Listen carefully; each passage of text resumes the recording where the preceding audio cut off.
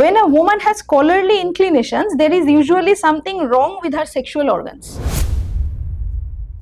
কোনো মহিলা যদি স্কলারলি ইনক্লিনেশন থাকে, বিদ্যা চর্চার দিকে ঝোঁকে, তো কিছু তো একটা প্রবলেম সেক্সুয়াল অর্গানে আছে। একজন এমডি যদি এই কথাটা বলেন, তাহলে অক্সফোর্ড কেমব্রিজ কি করবে? যারা মানে এই ম্যাসকুলিন জিনিসগুলো এমনকি যেই মেয়েরা পছন্দও করে, তাদের একটু দ্বিতীয়বার ভাবা উচিত যে এটা ঠিক নয়। এইটা বলছে কুইন ভিক্টোরিয়া। সেখান থেকে যখন মেয়েরা ভোটাধিকার চাইছে, এইটা যে চাইতে হবে এটা বুঝতেও মেয়েদের বহুকাল লেগে গেছে, কারণ দেশের রানী বলছে যে আমি আমি কুইনিং পারি না। তাহলে কতটা বায়াস মেয়েদেরকে পার করতে হবে? ফেমিনিজম পুরো ব্যাপারটাই কিন্তু একটা রিয়াকশন। তুমি যদি শুধু রিয়াকশন দেখো, তাহলে তুমি সঠিক বিচার দেবে না, তোমাকে অ্যাকশন দেখতে হবে। অ্যাকশনটা কি ছিল? Every action has an opposite and equal reaction. এটা তো বিজ্ঞানের ল। তোমার যে পার্সোনাল সিচুয়েশন, সেটার জন্য মনে করছি না আমরা যে তুমি এটা আনতে এলে ভালো, তুমি এটা নিতে এসো না। With great power comes great responsibility. ফেমিনিজমের ক্ষেত্রে এই জিনিসটা উল্টো। With great responsibility comes great power. আমরা এখন যেটা ফেমিনিজম বলে দেখছি, আমাদের কিন্তু খুব জরুরি যে ফেমিনিজম বলতে এক্স্যাক্টলি কি বোঝানো হয়, ফেমিনিজম কি বলে। কারণ 80% যা দেখি সেটা কিন্তু সত্যি সত্যি ফেক ফেমিনিজম, সেটা কখনো ফেমিনিজম নয়। ফেমিনিজম জিনিসটা শুরু থেকে ইনক্লুসিভ, শুরু থেকে জিনিসটা কোঅপারেটিভ, কখনোই এক্সক্লুসিভও নয়, এক্সক্লুডিংও নয়, কাউকে বাদ দেওয়ার কথাও বলে না, কম্পিটিশনের কথাও বলে না।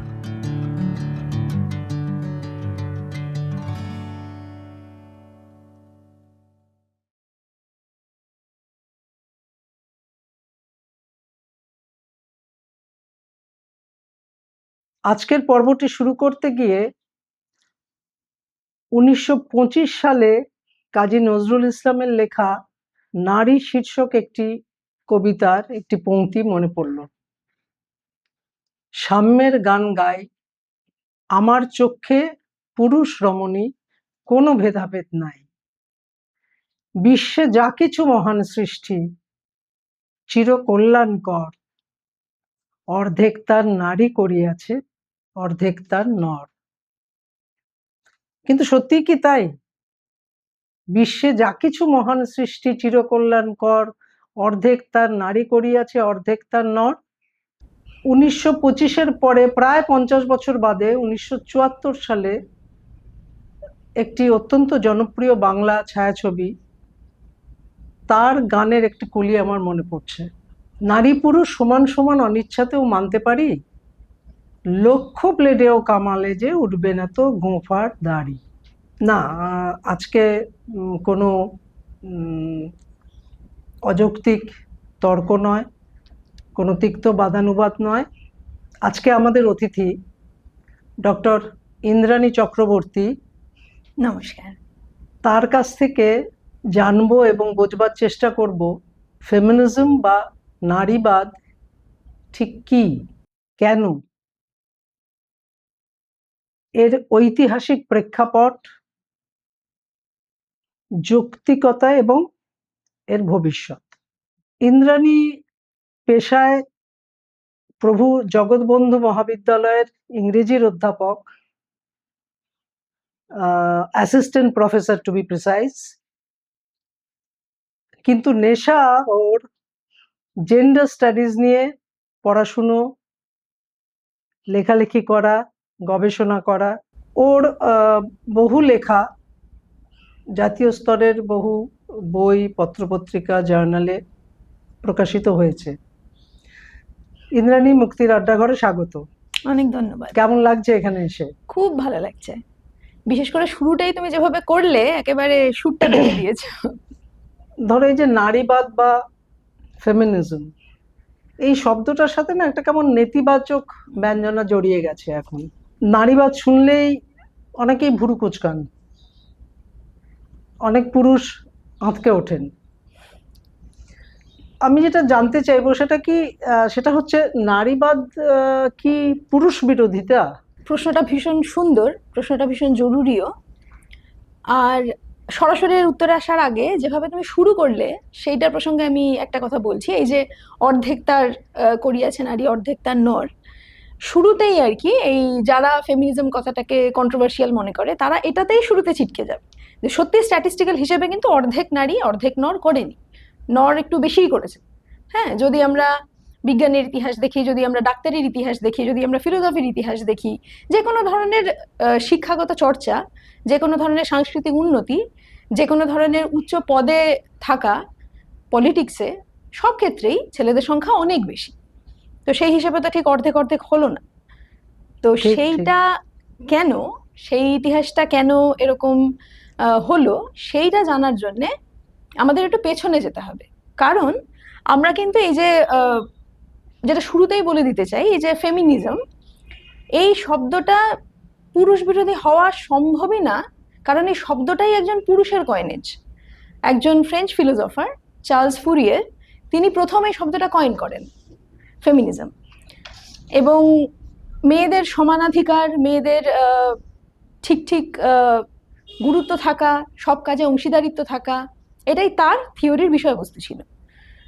এবং যদি আমরা আমাদের দেশের প্রেক্ষাপটেও দেখি, তো আমাদের দেশে তো নারীবাদ ছেলেরাই এনেছে।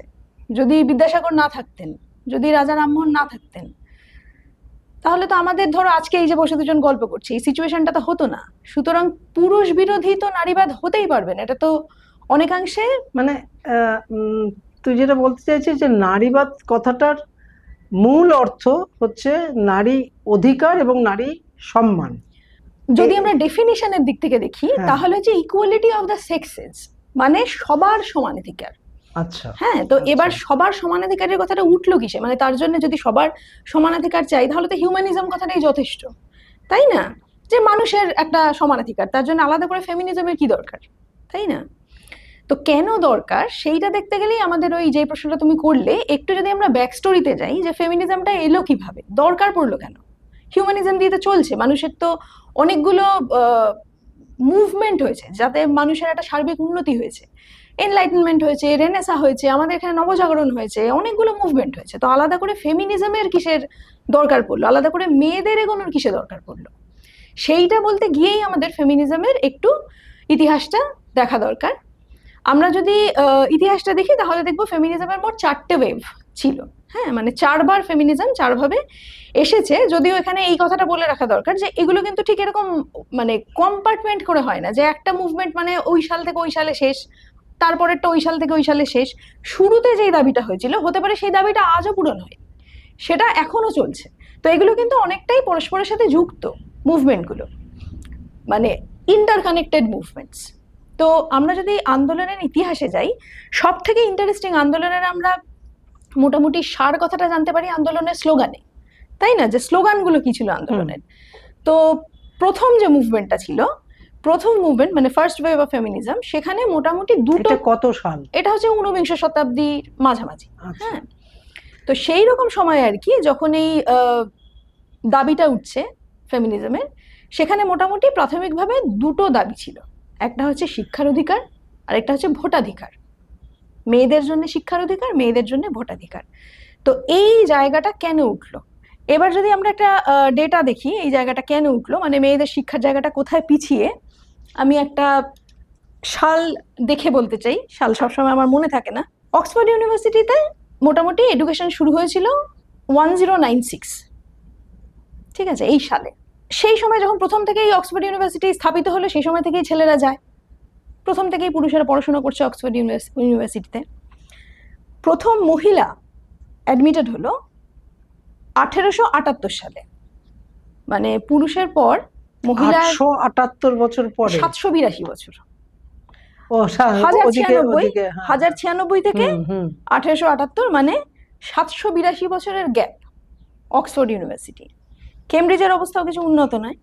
কেমব্রিজে শুরু হয়েছিল 1209 সালে ছেলেদের এডুকেশন। প্রথম মহিলা অ্যাডমিটেড হলো 1869, মানে 660 বছরের গ্যাপ। তার মানে যদি আমরা ধরি যে এই একটা যাত্রাপথ যে মেয়েরা শুরু করলো, এটা যদি রেস কোর্স হিসেবে নাও ধরি, একটা যাত্রাপথই ধরলাম, সেখানে মেয়েরা কতটা পর থেকে যাত্রাটা শুরুই করলো, তো এই গ্যাপটা তো মেটাতে হবে। এবং এইটা আমাদের মনে আসতে পারে যে এটাই বা কেন হলো, মানে শুরুতে একটা ইউনিভার্সিটি স্থাপন হলো, সেখান থেকে কেন মেয়েদের বাদ দেওয়া হলো, তাই না? মানে খুললো যখন, তো একটা তো সবই তো সিভিলাইজ সোসাইটি, সেই সিভিলাইজ সোসাইটি থেকে কিভাবে মেয়েদের বাদ দেওয়ার সিদ্ধান্তটা এলো যে মেয়েরা এখানে পড়বে না? আচ্ছা, একটু ইন্টারাপ্ট করছি। সেটা হচ্ছে বিশ্ববিদ্যালয়ে তো অনেক উঁচু স্তরের শিক্ষা, তার আগে কি মেয়েদের যে প্রাথমিক যে শিক্ষা, বিদ্যালয় স্তরের যে শিক্ষা, এইগুলো কি তখন চালু ছিল? না না না না, কোনোটাই চালু ছিল না, কোনোটাই চালু ছিল না। শুধু না, মানে মেয়েদের জন্য বই খাতা যে একটা মানে পড়ার যে সুযোগ তৈরি করে দেওয়া, সেখানে হোম স্কুলিং এর সিস্টেম থাকতে পারে, কিন্তু যেটা একেবারে প্রাতিষ্ঠানিক শিক্ষার প্রতিটা ধাপের জন্যই মেয়েদের বিভিন্ন দাবি দাওয়া করে সেগুলো ঠিক লড়াই করতে করে হয়েছে, সেটা লড়াই করে সেগুলো আদায় করতে হয়েছে। এবার এই লড়াইটা কেন করতে হলো? হ্যাঁ, এই লড়াইয়ের যদি আমরা একটু ইতিহাসটা দেখি, তাহলে দেখবো যে বহু যুগ ধরেই এটা মোটামুটি চলছে যে মেয়েরা একটু প্রাণী হিসেবে হীন যদি ছেলেদের সাথে তুলনা হয়, তাহলে ছেলেরা একটু বায়োলজিক্যালি উন্নত, মেয়েরা স্বাভাবিকভাবেই একটু নিচু শ্রেণীর আর কি। তো কিভাবে সেই জিনিসটা হলো, যদি আমরা অ্যারিস্টটলের কথায় আসি, হ্যাঁ, অ্যারিস্টটল থেকে শুরু করা যাক। তো অ্যারিস্টটল বলেছিলেন যে যখন আর কি কন্যা সন্তান জন্মায়, কিভাবে কন্যা সন্তান জন্মায়, পুরুষটি কাজে গেছে, হ্যাঁ, সেদিন হয়তো কাজকর্ম ভালো হয়নি, খুব পরিশ্রম হয়েছে, তো যখন আর কি বাড়িতে এসছে তখন একটু ক্লান্ত ছিল। সেই রকম সময় যদি তিনি স্ত্রীর সাথে মিলে থাকেন, তাহলে তো সেদিনকে ক্লান্ত ছিলেন, যথেষ্ট এনার্জি ছিল না, তো সেই সময়টি দুর্বল সৃষ্টি তাদের হতে পারে, সেটি হচ্ছে মেয়ে। সেই কারণে মেয়েরা হচ্ছে অ্যারিস্টটলের কথা অনুযায়ী মিউটিলেটেড মেল, মানে এমন একটি ছেলে যার একটা অঙ্গ কাটা পড়েছে, অর্থাৎ মেয়েরা পূর্ণ মানুষ নয়, মেয়েরা একটা কাটা অঙ্গ নিয়ে আসছে। তো এটা তো থিওরিটিক্যাল, হ্যাঁ, এবং এতেই শুধু শেষ না, অ্যারিস্টটল বলেছিলেন, অথচ অ্যারিস্টটলের কথাটা এই কারণে ইন্টারেস্টিং যে সেই সময় কিন্তু আমাদের মতো এরকম মানে স্পেশালাইজড শিক্ষা, মানে স্পেশালাইজড একজন বিশেষজ্ঞ এরকম হতো না। সেই সময় একটু এনসাইক্লোপিডিক জিনিয়াস হতো, মানে লোকেদের বহু বিষয় জ্ঞান, মানে অ্যারিস্টটল একাই পোয়েটিক্স লিখছেন, একাই পলিটিক্স লিখছেন, হ্যাঁ, এবং তিনি নিজেকে আইডেন্টিফাই করতেন অ্যাজ আ বায়োলজিস্ট। তো অ্যাজ আ বায়োলজিস্ট তিনি বললেন যে মেয়েদের ছেলেদের তুলনায় দাঁত কম। তো এটা তো খুব বেশি পরীক্ষারও দরকার ছিল না, একটু মিসেস অ্যারিস্টটলকে হাঁ করতে বললেই গুণে দেখা যেত। সেটুকু পরিশ্রম উনি করলেন না, উনি বলে দিলেন মেয়েদের দাঁত কম। প্রয়োজনই বোধ করলেন না। তো এই যে কতগুলো জিনিস ভেতরে ঢুকে গেল, এবং এটা সমাজ মেনে নিল। এটা সমাজ মেনে নিল না শুধু না, মানে সেই সময়কার যদি আমরা বইপত্রগুলো দেখি, অ্যারিস্টটল একা না, ওই সময়কার একটা বিখ্যাত বই হচ্ছে অন লাভ। তো লাভ জিনিসটা তো ধরেই না হচ্ছে তাতে দুই পক্ষ থাকবে অন্তত। অন লাভ হচ্ছে 7জন ফিলোসফার বসে চর্চা করছেন, 7জনই পুরুষ, তাতে কোনো মহিলার জায়গাই নেই। এবং তাতে লাভের বিভিন্ন ফর্মের কথা আছে, কি ধরনের আছে, কি ধরনের লাভ হয়। তো এইটা ধরো ধরো তোমার অ্যারিস্টটলের সময় থেকে চলছে। তারপর আস্তে আস্তে যদি আমরা আরেকটু এগিয়ে আসি, ধরো রুশোর কথা বললাম, হ্যাঁ, রুশোকে তো আমরা সামাজিক চুক্তির জনক, একজন এনলাইটেন ফিলোসফার। তো রুশো বহু তত্ত্ব আমাদের দিয়েছেন। রুশোর এই মেয়েদের শিক্ষা বিষয়ে কি মত? রুশোর মেয়েদের শিক্ষা একটা, এবং এই যে কথাগুলো বলা হচ্ছে, যেরকম অ্যারিস্টটল যেরকম বলেছেন, বা এই অন লাভ যেরকম একটা বই, সেরকমই রুশো যে কথাগুলো বলছেন, এগুলো কিন্তু এরকম না যে কিছুজন বন্ধু মিলে গল্প করছে, গুলতানি করছে, বলে দিল, এরকম নয়। বই লেখা হচ্ছে, একটা মেয়েদের এডুকেশনের ওপরেই লেখা বই, বইটার নাম হচ্ছে এমিলি। সেই এমিলিতে বলা হচ্ছে যে মেয়েদের শিক্ষার উদ্দেশ্যই হচ্ছে ছেলেদেরকে প্লিজ করা, যে মেয়েরা চার্মিং হবে, মেয়েরা ছেলেদেরকে সার্ভ করবে, এবং যে মেয়ে যত প্লিজ করতে পারবে সেটা মেয়েদের শিক্ষার মুখ্য উদ্দেশ্য। ফলে মেয়েদের শুরুটা কোথা থেকে করতে হচ্ছে? মানে প্রায় 1000 বছর আগে এইসব কথাবার্তা হচ্ছে। এবং সেখান থেকে যখন নাকি প্রথম এই মেয়েদের শিক্ষা নিয়ে কথা বলা শুরু করলেন মেরি উইজডেনক্রাফট তার vindication to the rights of উমেনে বললেন যে মেয়েদের পড়াশোনা যদি শেখানো হয়, তাহলে সেটা শুধুমাত্র যে মেয়েদের উন্নতি হবে তা না, সেটা ছেলেদেরও উন্নতি হবে, কারণ সে তো একটা যোগ্য পার্টনার পাবে, দুজনে একসাথে চলতে পারবে জীবনের পথে। এবং যতজন, মানে এই যে পুরো সিস্টেমটা চলছে, আরো বহু, মানে আমি একটা দুটো কোটেশন যদি বলে শোনাই, ইন্টারেস্টিং কোটেশন, একটু জেনে থাকা দরকার যে আমাদের কিভাবে চলছে। ইম্যানুয়েল কান্ট এবং হেগেল, এদের মত হচ্ছে women have not the strength of mind for the great sciences, যে বড় বড় বিজ্ঞান চর্চার জন্য, বিজ্ঞান চিন্তার জন্য মেয়েদের সেই ব্রেনটাই নেই, সেই মেধাই নেই, সেভাবে তাদের ব্রেনটা ওয়ার্ডই নয়। এটা বলছেন যে কোনো লোক কিন্তু না, যে কোনো খাপ পঞ্চায়েত এমনি লোকেরা পথে ঘাটে, কান্ট হেগেল বলছেন। রুশোতে কি বললো বললাম। শোপেনহাওয়ার বলছেন women are the most immediate instrument of the devil, মানে এই যে বাইবেল বা চারপাশে যে আমরা যে ধারণাগুলো পাই যে মেয়েরা শয়তানের দূত। শোপেনহাওয়ার বলছেন, ফিলোসফার নিটশে বলছেন এরকম interesting, when a woman has scholarly inclinations there is usually something wrong with her sexual organs. কোনো মহিলা যদি স্কলারলি ইনক্লিনেশন থাকে, বিদ্যা চর্চার দিকে ঝোঁকে, তো কিছু তো একটা প্রবলেম সেক্সুয়াল অর্গানে আছে। নিটশে। ফ্রয়েড কিন্তু বেশি দিনের নয়, এটা নয় তাও বেশ কিছু দিনের। ফ্রয়েড তো খুব বেশি দিনের নয়। সাইকোলজিতে ফ্রয়েডকে স্টোন এজ ধরা হয় আজকাল, তা সত্ত্বেও আমরা মোটামুটি কন্টেম্পোরারি হিসেবে ধরি ফ্রয়েডকে। ফ্রয়েড কিন্তু সেই অ্যারিস্টটলের ধারণাটাকেই চালিয়ে বলছেন, a woman is an incomplete man, she suffers from penis envy. ছেলেদের একটা অঙ্গ আছে যেটা মেয়েদের নেই, সেইটা নিয়ে এনভিতে মেয়েরা ভুগে। ফ্রয়েড সাইকোলজিস্ট, এবং উনি কিন্তু কোনো মানে কোয়াক নন, হাতুড়ে ডাক্তার নন, এমবিবিএস নন, হি ওয়াজ অ্যান এমডি। একজন এমডি যদি এই কথাটা বলেন, তাহলে অক্সফোর্ড কেমব্রিজ কি করবে? তারা তো পাড়া থেকে তুলছে না মতগুলো, তারা বই থেকে নিচ্ছে। যারা পলিটিক্যাল থিঙ্কার, যারা ফিলোসফিক্যাল থিঙ্কার, যারা মানুষের ভাবনা এবং আজকালকার টার্মে বলতে গেলে সমাজের ন্যারেটিভ তৈরি করে দেয়, তারা তো এই কথাটাকে সার্টিফাই করছে যে মেয়েরা এটার যোগ্য না। তো অক্সফোর্ড কেমব্রিজ শুনলো সেটা, যে মেয়েরা এটার যোগ্য না, তো সেই জন্য তারা সিট রাখলো না, সেই জন্য তারা মেয়েদের ঢোকালো না। তো ফলে মেয়েরা এই যে 600-700 বছর পিছিয়ে গেল, এবার তো সেই নরের সাথে পার্টিসিপেট করে কাজ করার নারীরা শক্তি থাকলো না।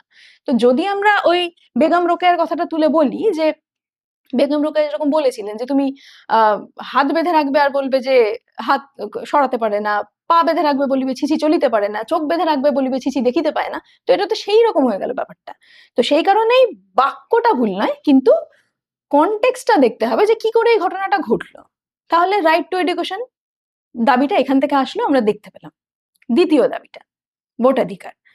তো সেই সময়কার যদি আমরা একটা পোস্টার দেখি, Convicts, lunatics and women have no vote for parliament.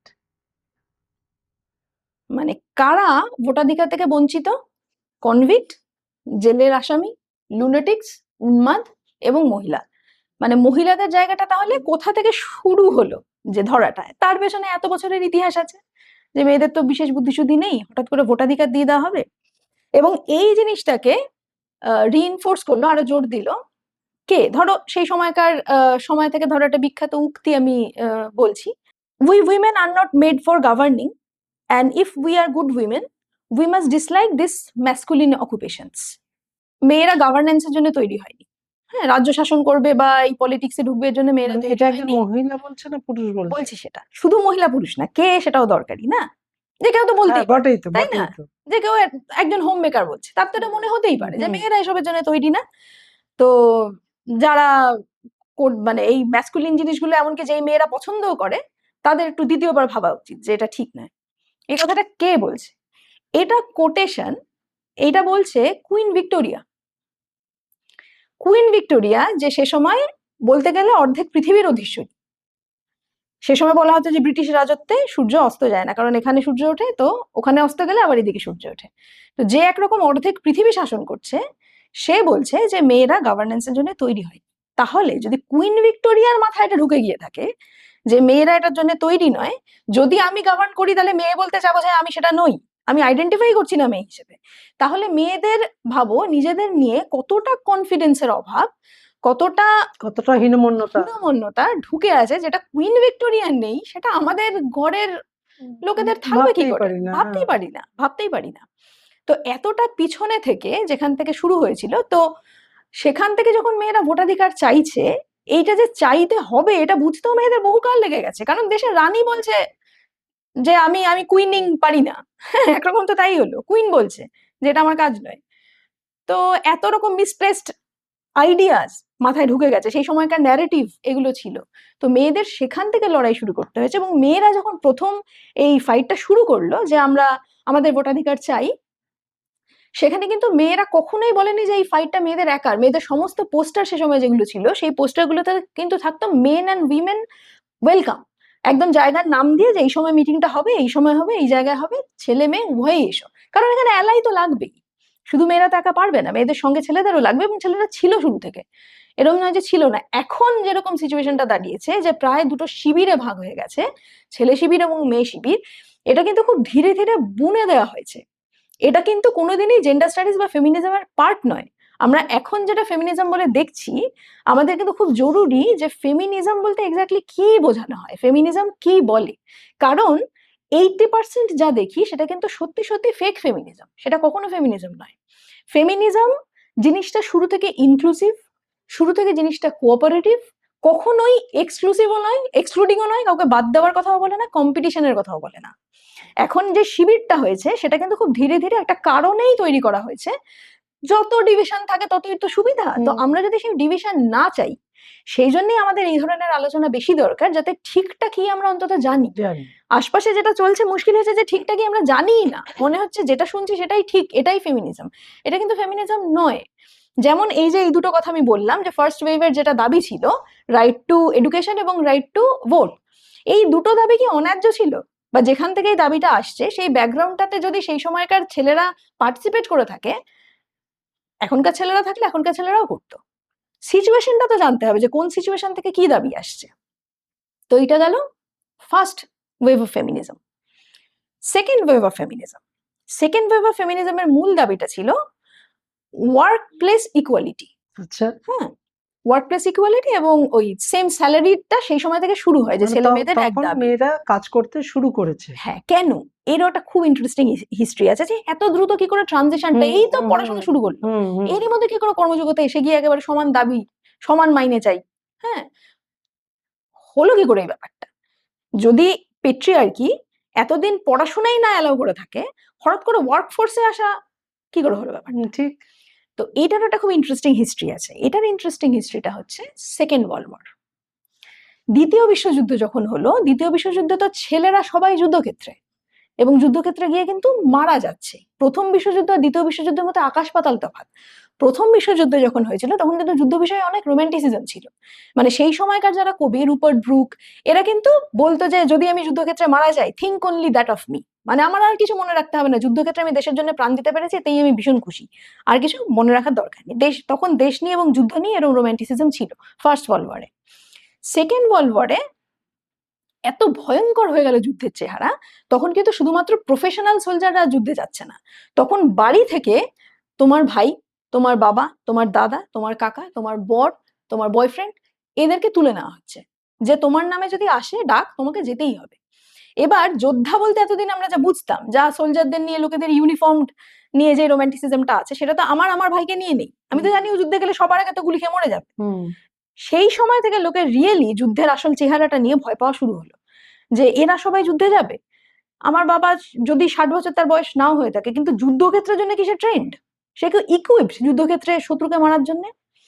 এই যে যুদ্ধে যাওয়া শুরু হলো, এই সময় একটা নতুন ভাবনা শুরু হলো। সেই সময় ওয়ার পোয়েট্রি বলে একটা ডিফারেন্ট ধরনের, মানে সেকেন্ড ওয়ার্ল্ড ওয়ারের যে ওয়ার পোয়েট্রি, সেখানে কিন্তু সোলজাররাই কবিতা লিখতো, এবং প্রত্যেকে যুদ্ধের যে পিটি, সেই সময়কার বিখ্যাত যারা পোয়েট, উইলফ্রেড ওয়েন, সিগফ্রিড স্যাসুন, এরা হচ্ছে যুদ্ধের যে দুঃখ, যুদ্ধে যে সাধারণ মানুষের মারা যাওয়া, এইগুলো নিয়ে লেখা শুরু করলো, যে কিভাবে নির্বিচারে লোকে মারা যাচ্ছে। এই সেকেন্ড ওয়ার্ল্ড ওয়ারে নির্বিচারে লোকে মারা যাচ্ছে, ছেলেরাই মারা যাচ্ছে, তখন অব্দি তো মেয়েরা কোথাও কিছু পার্টিসিপেট করছে না। এবার সিচুয়েশনটা বদলাতে শুরু করলো, যুদ্ধ তো থামছে না, এদিকে ছেলে নেই আর। তখন মেয়েদের ডাকাটাকি শুরু হলো। ডাকাটাকি শুরু হলো কিভাবে, একটু এখানেও পোস্টার দেখাই, সরকার থেকে বের করা পোস্টার।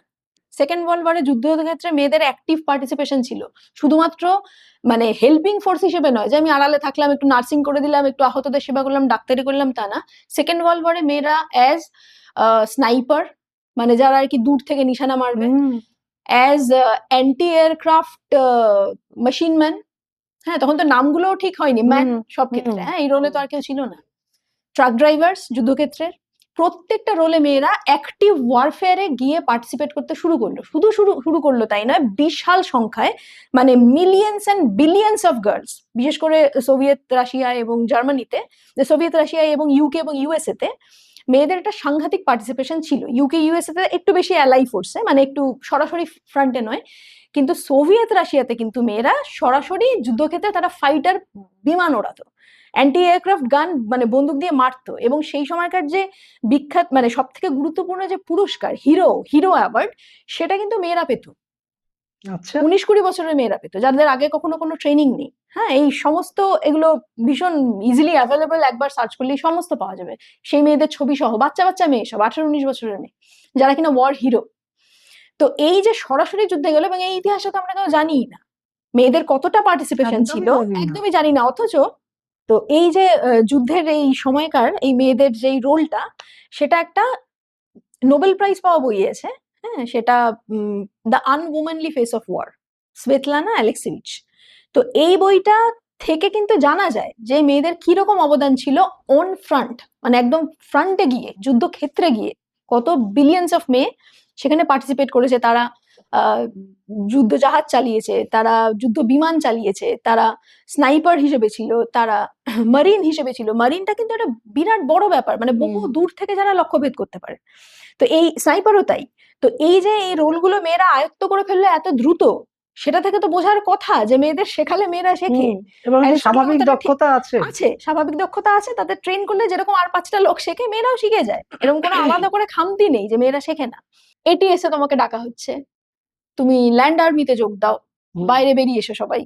হ্যাঁ, এই পোস্টারটায় দেখো কি বলছে, do the job he left behind.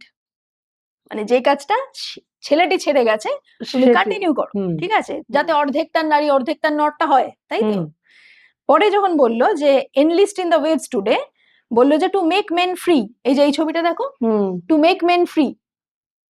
হ্যাঁ, এবং এটা তলায় একটা কথা আছে খুব ইন্টারেস্টিং, বলছে you will share the gratitude of a nation when victory is ours. যখন আমরা জিতে যাব, এই যুদ্ধ টুদ্ধ সমস্ত শেষ হয়ে যাবে, একটা গোটা নেশন তোমার কাছে গ্রেটফুল থাকবে যে তুমি সেদিন বাইরে বেরিয়ে এসে আমাদের রক্ষা করেছিলে, আমাদের সাহায্য করেছিলে, তুমি পার্টিসিপেট করেছিলে। ভালো কথা। সেকেন্ড ওয়ার্ল্ড ওয়ার শেষ হয়ে গেল, মেয়েরা এই রোলে বাইরে এলো, মাঠে থাকলো, ঘাটে থাকলো, জলে জঙ্গলে থাকলো, অফিস কাছারিতে গেল, কারণ এই রোলগুলো তো তুলতে হবে। সেই সময়কার আরেকটা বিখ্যাত ছবি আমি দেখাই। After the Second World War, how the narrative changed. The Queen of Clean, ঘরদোর পরিষ্কার করছে। Better living with your new modern wife. My home, cake bake করছে। The ideal gift for all occasions. Flowers, Vacola bottling outfit. I am just longed for a flowers Vacola bottling outfit for years. এটাই প্রতিবার হচ্ছে, তাতেই শুধু শেষ না। আমরা দেখি যে সেই সময় যেই অ্যাডভার্টাইজমেন্টটা, এখনকারও বিখ্যাত কথা, সেই সময়কার একটা বিখ্যাত কোম্পানি এখনো আছে, ভ্যান হুসেন। ভ্যান হুসেনের দুটো অ্যাড, ভ্যান হুসেনের সাথে এখনো আছে। তো এই হচ্ছে নেশন গ্র্যাটিটিউড ফেরত দিল মেয়েদেরকে, বলা হলো আবার তুমি যেখানে ছিলে সেখানে ফিরে যাও, কারণ কাজ শেষ হয়ে গেছে। Very unique way to show gratitude, very unique way to show gratitude. এবার এই যে এই জিনিসটা, এটা কিন্তু খুব নতুন না। যেটা ফেমিনিজমের মূল প্রবলেম, সেটা হচ্ছে যে ফেমিনিজম কিন্তু বরাবরই না খুব লুপে ঘোরে। মানে এই যেটা হয়েছে, এই যে 2 পা এগোয় তো 4 পা পেছোয়, এই জিনিসটা না, এটা আজকে নতুন না, এটা ওই সেই সময় থেকে চলছে। যে এই যে বাইরে এলো, আবার ঢুকিয়ে দেওয়া হলো, আবার মেয়েদের ফাইট করে শুরু থেকে লড়াইটা করতে হচ্ছে, এই জিনিসটা কিন্তু এখনো, মানে এখন একটা নতুন কনসেপ্ট এসছে, সেই কনসেপ্টটাকে বলে ট্র্যাড ওয়াইফ, ট্রেডিশনাল ওয়াইফ। হ্যাঁ, তারা আর কি ইউটিউবে এরকম ভিডিও বানায়, তারা হচ্ছে গিয়ে এরকম বাড়িতে কেক বানায়, এবং সেখানে একদম স্ক্র্যাচ থেকে শুরু করে, মানে ময়দাটা মাখা থেকে শুরু হলো, মানে কিছু তারা দোকান থেকে কিনে আনছে না, সবকিছু আর কি হাতে ঘরে তৈরি হচ্ছে। তারা বাচ্চা কাচ্চা দেখাশোনা করছে, সুন্দর ড্রেস পরে ঘুরছে। তারা আর কি বলতে চায় যে আমি এই রোলটা সেলিব্রেট করছি, যে হাউসওয়াইফের রোলটা সেলিব্রেট করছি। তো এবার এইটাতে কোনো সমস্যা ছিল না, হাউসওয়াইফের রোল তুমি সেলিব্রেট করো, কিন্তু এই জিনিসটাকে একটা বাইনারিতে নিয়ে আসা, যে এইটা মেয়েদের কর্তব্য এবং এটা বেটার, এই বাইনারিতে নিয়ে আসাটা কিন্তু পেট্রিয়ার্কির একটা ধাঁচ, যেই ধাঁচটা পেট্রিয়ার্কি লুপে করে। হ্যাঁ, তো সেই কারণে এই লড়াইগুলো কখনো শেষ হয় না। মানে ওই এডুকেশনের লড়াইও মেয়েদের, মানে ভোটাধিকারের লড়াইও মেয়েদের, পুরো জিনিসটা কখনো শেষ হচ্ছে না। একটা সোশ্যাল ন্যারেটিভ সেই সময় থেকে যেটা শুরু হয়েছিল, এখনো সেটা চলতেই থাকছে। তো ফার্স্ট ওয়েভটা আমরা দেখলাম এইটাতে হলো, সেকেন্ড ওয়েভটা আমাদের এই রাইট টু ইকুয়াল পে এটাতে হলো। এবং ইকুয়াল পেটা কোন জায়গা থেকে আসছে, যে মেয়েরা কাজের জায়গায় আসছে, তাদেরকে নতুন নতুন জায়গায় ঢোকানো হচ্ছে, কিন্তু পেজ এখনো তো সমান নয়, তখন তো আরোই সমান ছিল না। তো সেই ইকুয়াল পে নিয়ে এই জায়গাটা শুরু হলো, এবং কাজের জায়গাটা কতটা রিগড সেটা আমরা দেখছি, যে আবার তাদেরকে ফেরত পাঠানোর জন্য কত তৎপর ছিল সরকার। পুরো সিস্টেম, সরকার বলবো না, পুরো সিস্টেম। হ্যাঁ, সরকারের একার চেষ্টায় কিছু হয় না, সিস্টেমটা তৈরি হয় সেভাবেই। তো এটা গেল সেকেন্ড ওয়েভ। এবার হলো থার্ড ওয়েভ। থার্ড ওয়েভটা কিন্তু আরেকটু বেশি মানে এতটা সিস্টেমিক না। থার্ড ওয়েভটা যেটা ছিল সেটাতে আরেকটু বেশি পার্সোনাল রেবেলিয়নের ব্যাপার ছিল। হ্যাঁ, কিরকম? দুটো আইডিয়া এলো নতুন করে, বডি পজিটিভিটি আর বডি নিউট্রালিটি। বডি পজিটিভিটি কিরকম? বডি পজিটিভিটি দিয়ে শুরু হয়েছিল যে মেয়েদের তো আজ থেকে বডি শেমিং করা হচ্ছে না। বডি শেমিং মানে তোমার তুমি মোটা, তুমি রোগা, তোমার দাঁত খারাপ, তোমার নাক খারাপ, তোমার চুল খারাপ। মেয়েরা কি হয়, মেয়েরা কিন্তু মোটামুটি একটা সার্টেন টাইমের পর থেকেই, একদম মানে শিশু অবস্থা থেকে যখন বড় হয়, তখন মেয়েরা নিজেদেরকেও পুরুষের চোখেই দেখা শুরু করে, এবং সেভাবেই নিজেদেরকে কিন্তু গ্রুম করে। হ্যাঁ, যে মেয়েদের যে সাজসজ্জা সেটার একটা বড় অংশ ভ্যালিডেশনের জন্য। বড় খুব সুন্দর লম্বা চুল, মেয়েটার তো ওই লম্বা চুলটা কোনো কাজে আসে না। কোনো কি কাজে আসে? কোনো কাজে আসে না। তাকে দেখতে সুন্দর লাগে, কারণ সে জেনে এসছে এই দৃশ্যটা সুন্দর, এটাতে ভ্যালিডেশন পাওয়া যায়, তাতে কোনো দোষ নেই। সে লম্বা চুল সুন্দর নিজে যত্ন করলে ভালো কথা। কিন্তু যেটা মুশকিল সেটা হচ্ছে যে যার সেই সুন্দর লম্বা চুলটা নেই, সে একটা আইসোলেশনে, সে একটা নিন্দার, সে একটা সচেতনতার শিকার হচ্ছে। তার মানে জিনিসটা শুধুমাত্র সৌন্দর্যকে অ্যাপ্রিসিয়েট করা না, সেই সৌন্দর্যের জন্য একটা কম্পিটিশন লাগিয়ে দেওয়া, যে তোমাকে বলে দিচ্ছি এইগুলো এইগুলো এগুলো ভালো, এইগুলো এগুলো এগুলো অ্যাকসেপ্টেবল, তো তুমিও চেষ্টা করো সেরকম ভাবে কিছু হওয়ার, সেরকম ভাবে সেই অ্যাকসেপ্টেড জায়গায় যাওয়ার। মেয়েদের কিন্তু বরাবর অ্যাকসেপ্টেবিলিটিটা রূপ দিয়েই সব থেকে বেশি এসছে। গুণের বাজারে তো মেয়েরা ঢুকলেই অনেক পরে, তো রূপটা দিয়ে শুরু থেকে একটা কয়েনেজ চলছে তাদের। সেই কারণে মেয়েরা এই আন্দোলনটা শুরু করলো, বডি নিউট্রালিটি মানে বডি পজিটিভিটি, মানে যে যদি আমি খুব মোটা হয়ে গিয়ে থাকি, হ্যাঁ, আমার হাতে পায়ে প্রচুর সেলুলোজ হয়ে গেছে, দেখতে ভালো লাগছে না, সেটাও সুন্দর। হ্যাঁ, অনেক বয়স হয়ে গেছে, আমার মুখে বলি রেখা, এটাও সুন্দর। হ্যাঁ, আমার একটা হাতে আঙুল কম, এটাও সুন্দর। তো বডি পজিটিভিটির একটা সীমাবদ্ধতা আছে। সীমাবদ্ধতা কি? সেটা হচ্ছে যে সবসময় এটা যাকে বলা হচ্ছে তারও বিশ্বাস না হতে পারে। মানে মনে করো আমি মনে করি আমার নাকটা ভালো না, এবার কেউ একটা এসে আমাকে বলতে থাকছে না নাক সুন্দর, নাক সুন্দর। এবার হতে পারে আমার মনে হলো যে কোথায় সুন্দর, ভালো লাগছে না, ওই নাকটা সুন্দর। সেখান থেকে আর কি, যাতে এইরকম একটা জবরদস্তিমূলক ব্যাপার না হয় যে তুমি যেটাকে ভালো বলে তোমার লাগছে না সেটাকে ভালো বলতেই হবে তা না, তুমি একটা ভিন্ন দৃষ্টিভঙ্গিতে দেখো। সেখান থেকে হলো বডি নিউট্রালিটি। বডি নিউট্রালিটিটা কি? যে তোমার পুরো বডিকে তুমি দেখবে একটা ফাংশনাল অর্গান হিসেবে। মানে তোমার হাত এই জন্য সুন্দর না যে তোমার খুব সুন্দর লম্বা নখ বা তোমার অটুট আছে হাত পা, এই জন্য না। তোমার হাত সুন্দর কারণ তুমি সেটা দিয়ে নমস্কার করতে পারো, তুমি তোমার প্রিয়জনকে আদর করতে পারো, হ্যাঁ, তুমি কাউকে ওয়েভ করতে পারো। তোমার পা এই কারণে সুন্দর নয় যে খুব সুন্দর শেপলি, তোমারকে স্কার্ট পরলে সুন্দর লাগবে। তোমার পা সুন্দর কারণ হচ্ছে তুমি এটা দিয়ে কোথাও হেঁটে পৌঁছাতে পারো, তুমি এটা দিয়ে কোথাও বসতে পারো সোজা হয়ে। হ্যাঁ, তুমি কোনো একটা যদি চাও তো স্পোর্টসে পার্টিসিপেট করতে পারো। তোমার ঠোঁট এই কারণে সুন্দর নয় যে তুমি ঠোঁট গোলাপি বা কিছু, তোমার ঠোঁট সুন্দর এই কারণে তুমি হাসতে পারো। হ্যাঁ, তুমি এটা দিয়ে কমিউনিকেট করতে পারো, তোমার মনের ভাব কাউকে বলতে পারো। তো এইরকম আর কি, মানে শরীরকে একটা অর্নামেন্ট হিসেবে না দেখে শরীরকে একটা ফাংশনাল অর্গান হিসেবে দেখা, সেইভাবেই নিজেকে বোঝা। এবং এটা কিন্তু ঠিক এবেলিস্ট নয় যে ধরো কারোর একটা পা নেই, তাহলে সে কিভাবে ফাংশনাল পাকে ভাববে? সে এইভাবে ভাববে যে তার পা নেই, এই কারণে কথাটা কিন্তু ডিসেবলড নয়, কথাটা কি ডিফারেন্টলি এবলড। তার আরেকটা কিছু দক্ষতা আছে যেটা দিয়ে সে এটা ছাড়াও কাজ করতে পারে। তো সেইটাই তুমি নার্চার করবে, সেটাই তোমার বডির আসল নিউট্রালিটি, যেখানে তুমি বডিকে জেন্ডার্ড অংশ হিসেবে ভাববে না, তুমি সেটা বাইরে কিছু একটা ভাববে। তো এইটা ছিল মানে ওই বারবি ডলের যে কনসেপ্টটা। বারবি ডল আমরা সবাই জানি একটা মানে আনরিয়ালিস্টিক বডির মাপ। হ্যাঁ, তো সেই বডির মাপটাতে মেয়েরা খুব অসুস্থ হয়ে যাচ্ছিল, কারোর অ্যানোরেক্সিয়া হয়ে যাচ্ছে, কারোর বুলিমিয়া হয়ে যাচ্ছে, মানে খাচ্ছে, খাওয়ার পর তার এমন টেনশন হচ্ছে সে বমি করে ফেলছে খাবার, রোগ হয়ে গেল তার বিভিন্ন রকমের, স্কিনি থাকা একটা এমন নেশা হয়ে গেল। সেটার বিপরীতে এই ওয়েভটা এলো, হ্যাঁ, যেখান থেকে আর কি বডি নিউট্রালিটিটা উঠে আসা শুরু হলো। এটা হচ্ছে থার্ড ওয়েভটা। ফোর্থ ওয়েভটা অনেকটা বেশি ডিজিটাল অ্যাক্টিভিজম, যেখান থেকে এই যে মি টুটা এসছে, এখান থেকে কিন্তু বলা শুরু হলো ফেমিনিজম ইজ ফর অল, অর্থাৎ ইন্টারসেকশনালিটি। হ্যাঁ, ইন্টারসেকশনালিটি খুব ইম্পর্টেন্ট, কারণ এই সময় থেকে মেয়েরা বোঝা শুরু করলো, ছেলেরাও যারা তার অ্যাডি সকলেই বোঝা শুরু করলো আমার সমস্যা আর ধরো আমার বাড়িতে যে মেয়েটি আসে কাজ করে নানান রকম, তার সমস্যা এক নয়। আমি যেভাবে কাজে যাচ্ছি তার সাথে এই মেয়েটি যে সকালবেলা 4টে উঠে এতগুলো ট্রেন বদলে কোনোভাবে আসছে, তার যাতায়াত এক নয়। আবার যে বড় লোক, তার যে সমস্যাটা আছে সেটাও তুচ্ছ নয়। হ্যাঁ, সবগুলো লেভেলের যেই মেয়েরা রয়েছে এবং তাদের যে অ্যালাইরা রয়েছে, এই পুরো যে স্পেকট্রামটা, এদের প্রত্যেকের সমস্যা আলাদা, এবং যতক্ষণ না আমরা সবগুলো সমস্যাকে একটা ফিল্ডে আনছি, একটা দিয়ে কোনো কখনোই মানে ওই একটা আলাদা করে যদি আমরা কনটেক্সট থেকে পরিস্থিতির কোনো উন্নতি হওয়া সম্ভব নয়, সবগুলোকে যুক্ত করতে হবে।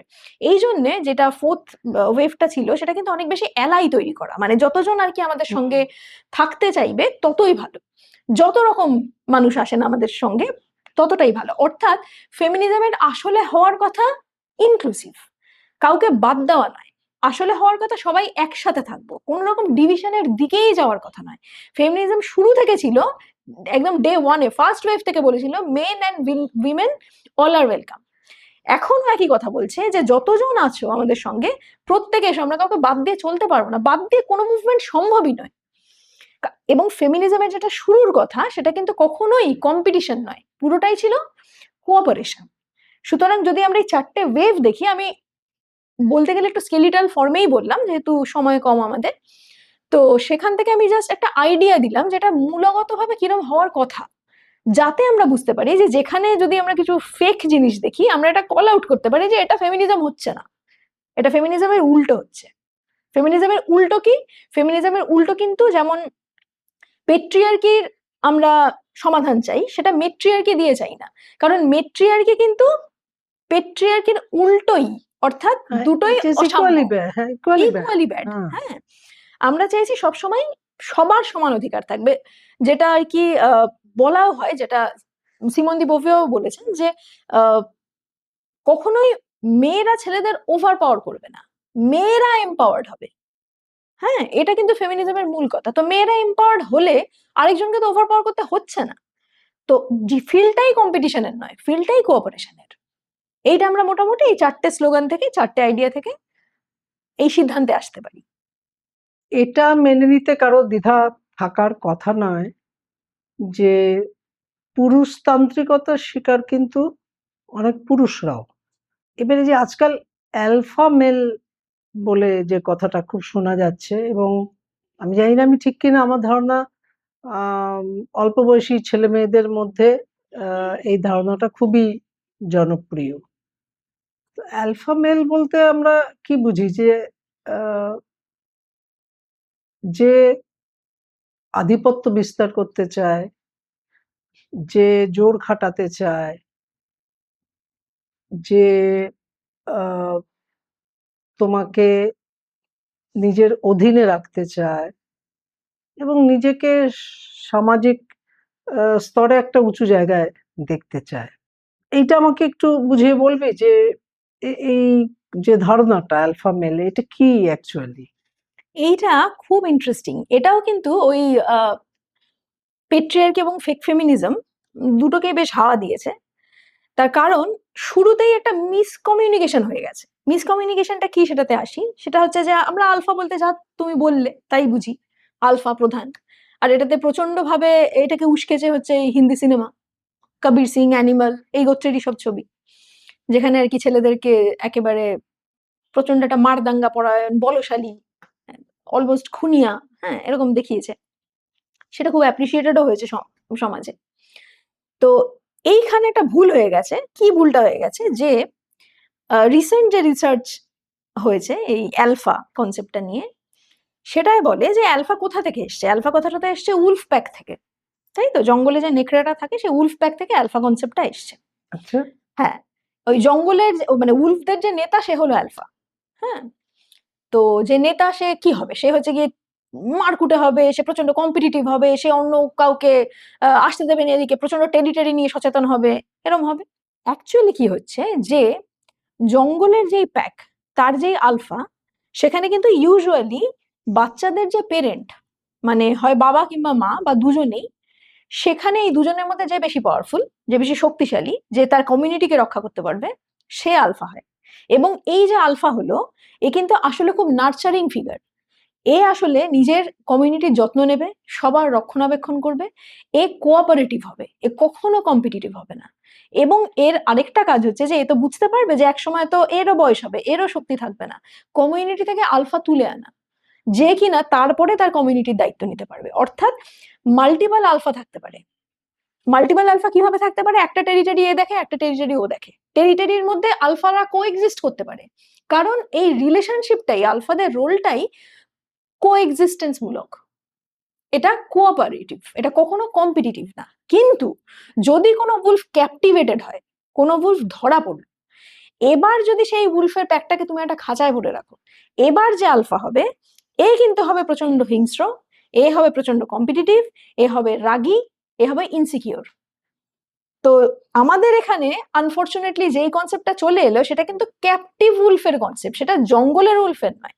সুতরাং এইটা থেকে যদি ছেলেরা এই আইডিয়াটা নেয় যে আমি এই মাচো আলফা হব, সে কিন্তু আগেই ঘোষণা করছে যে আমি একজন পরাধীন লোক, আমাকে এখানে সোসাইটিতে ক্যাপটিভেট করে রাখা হয়েছে, আমি কিন্তু মুক্ত নই।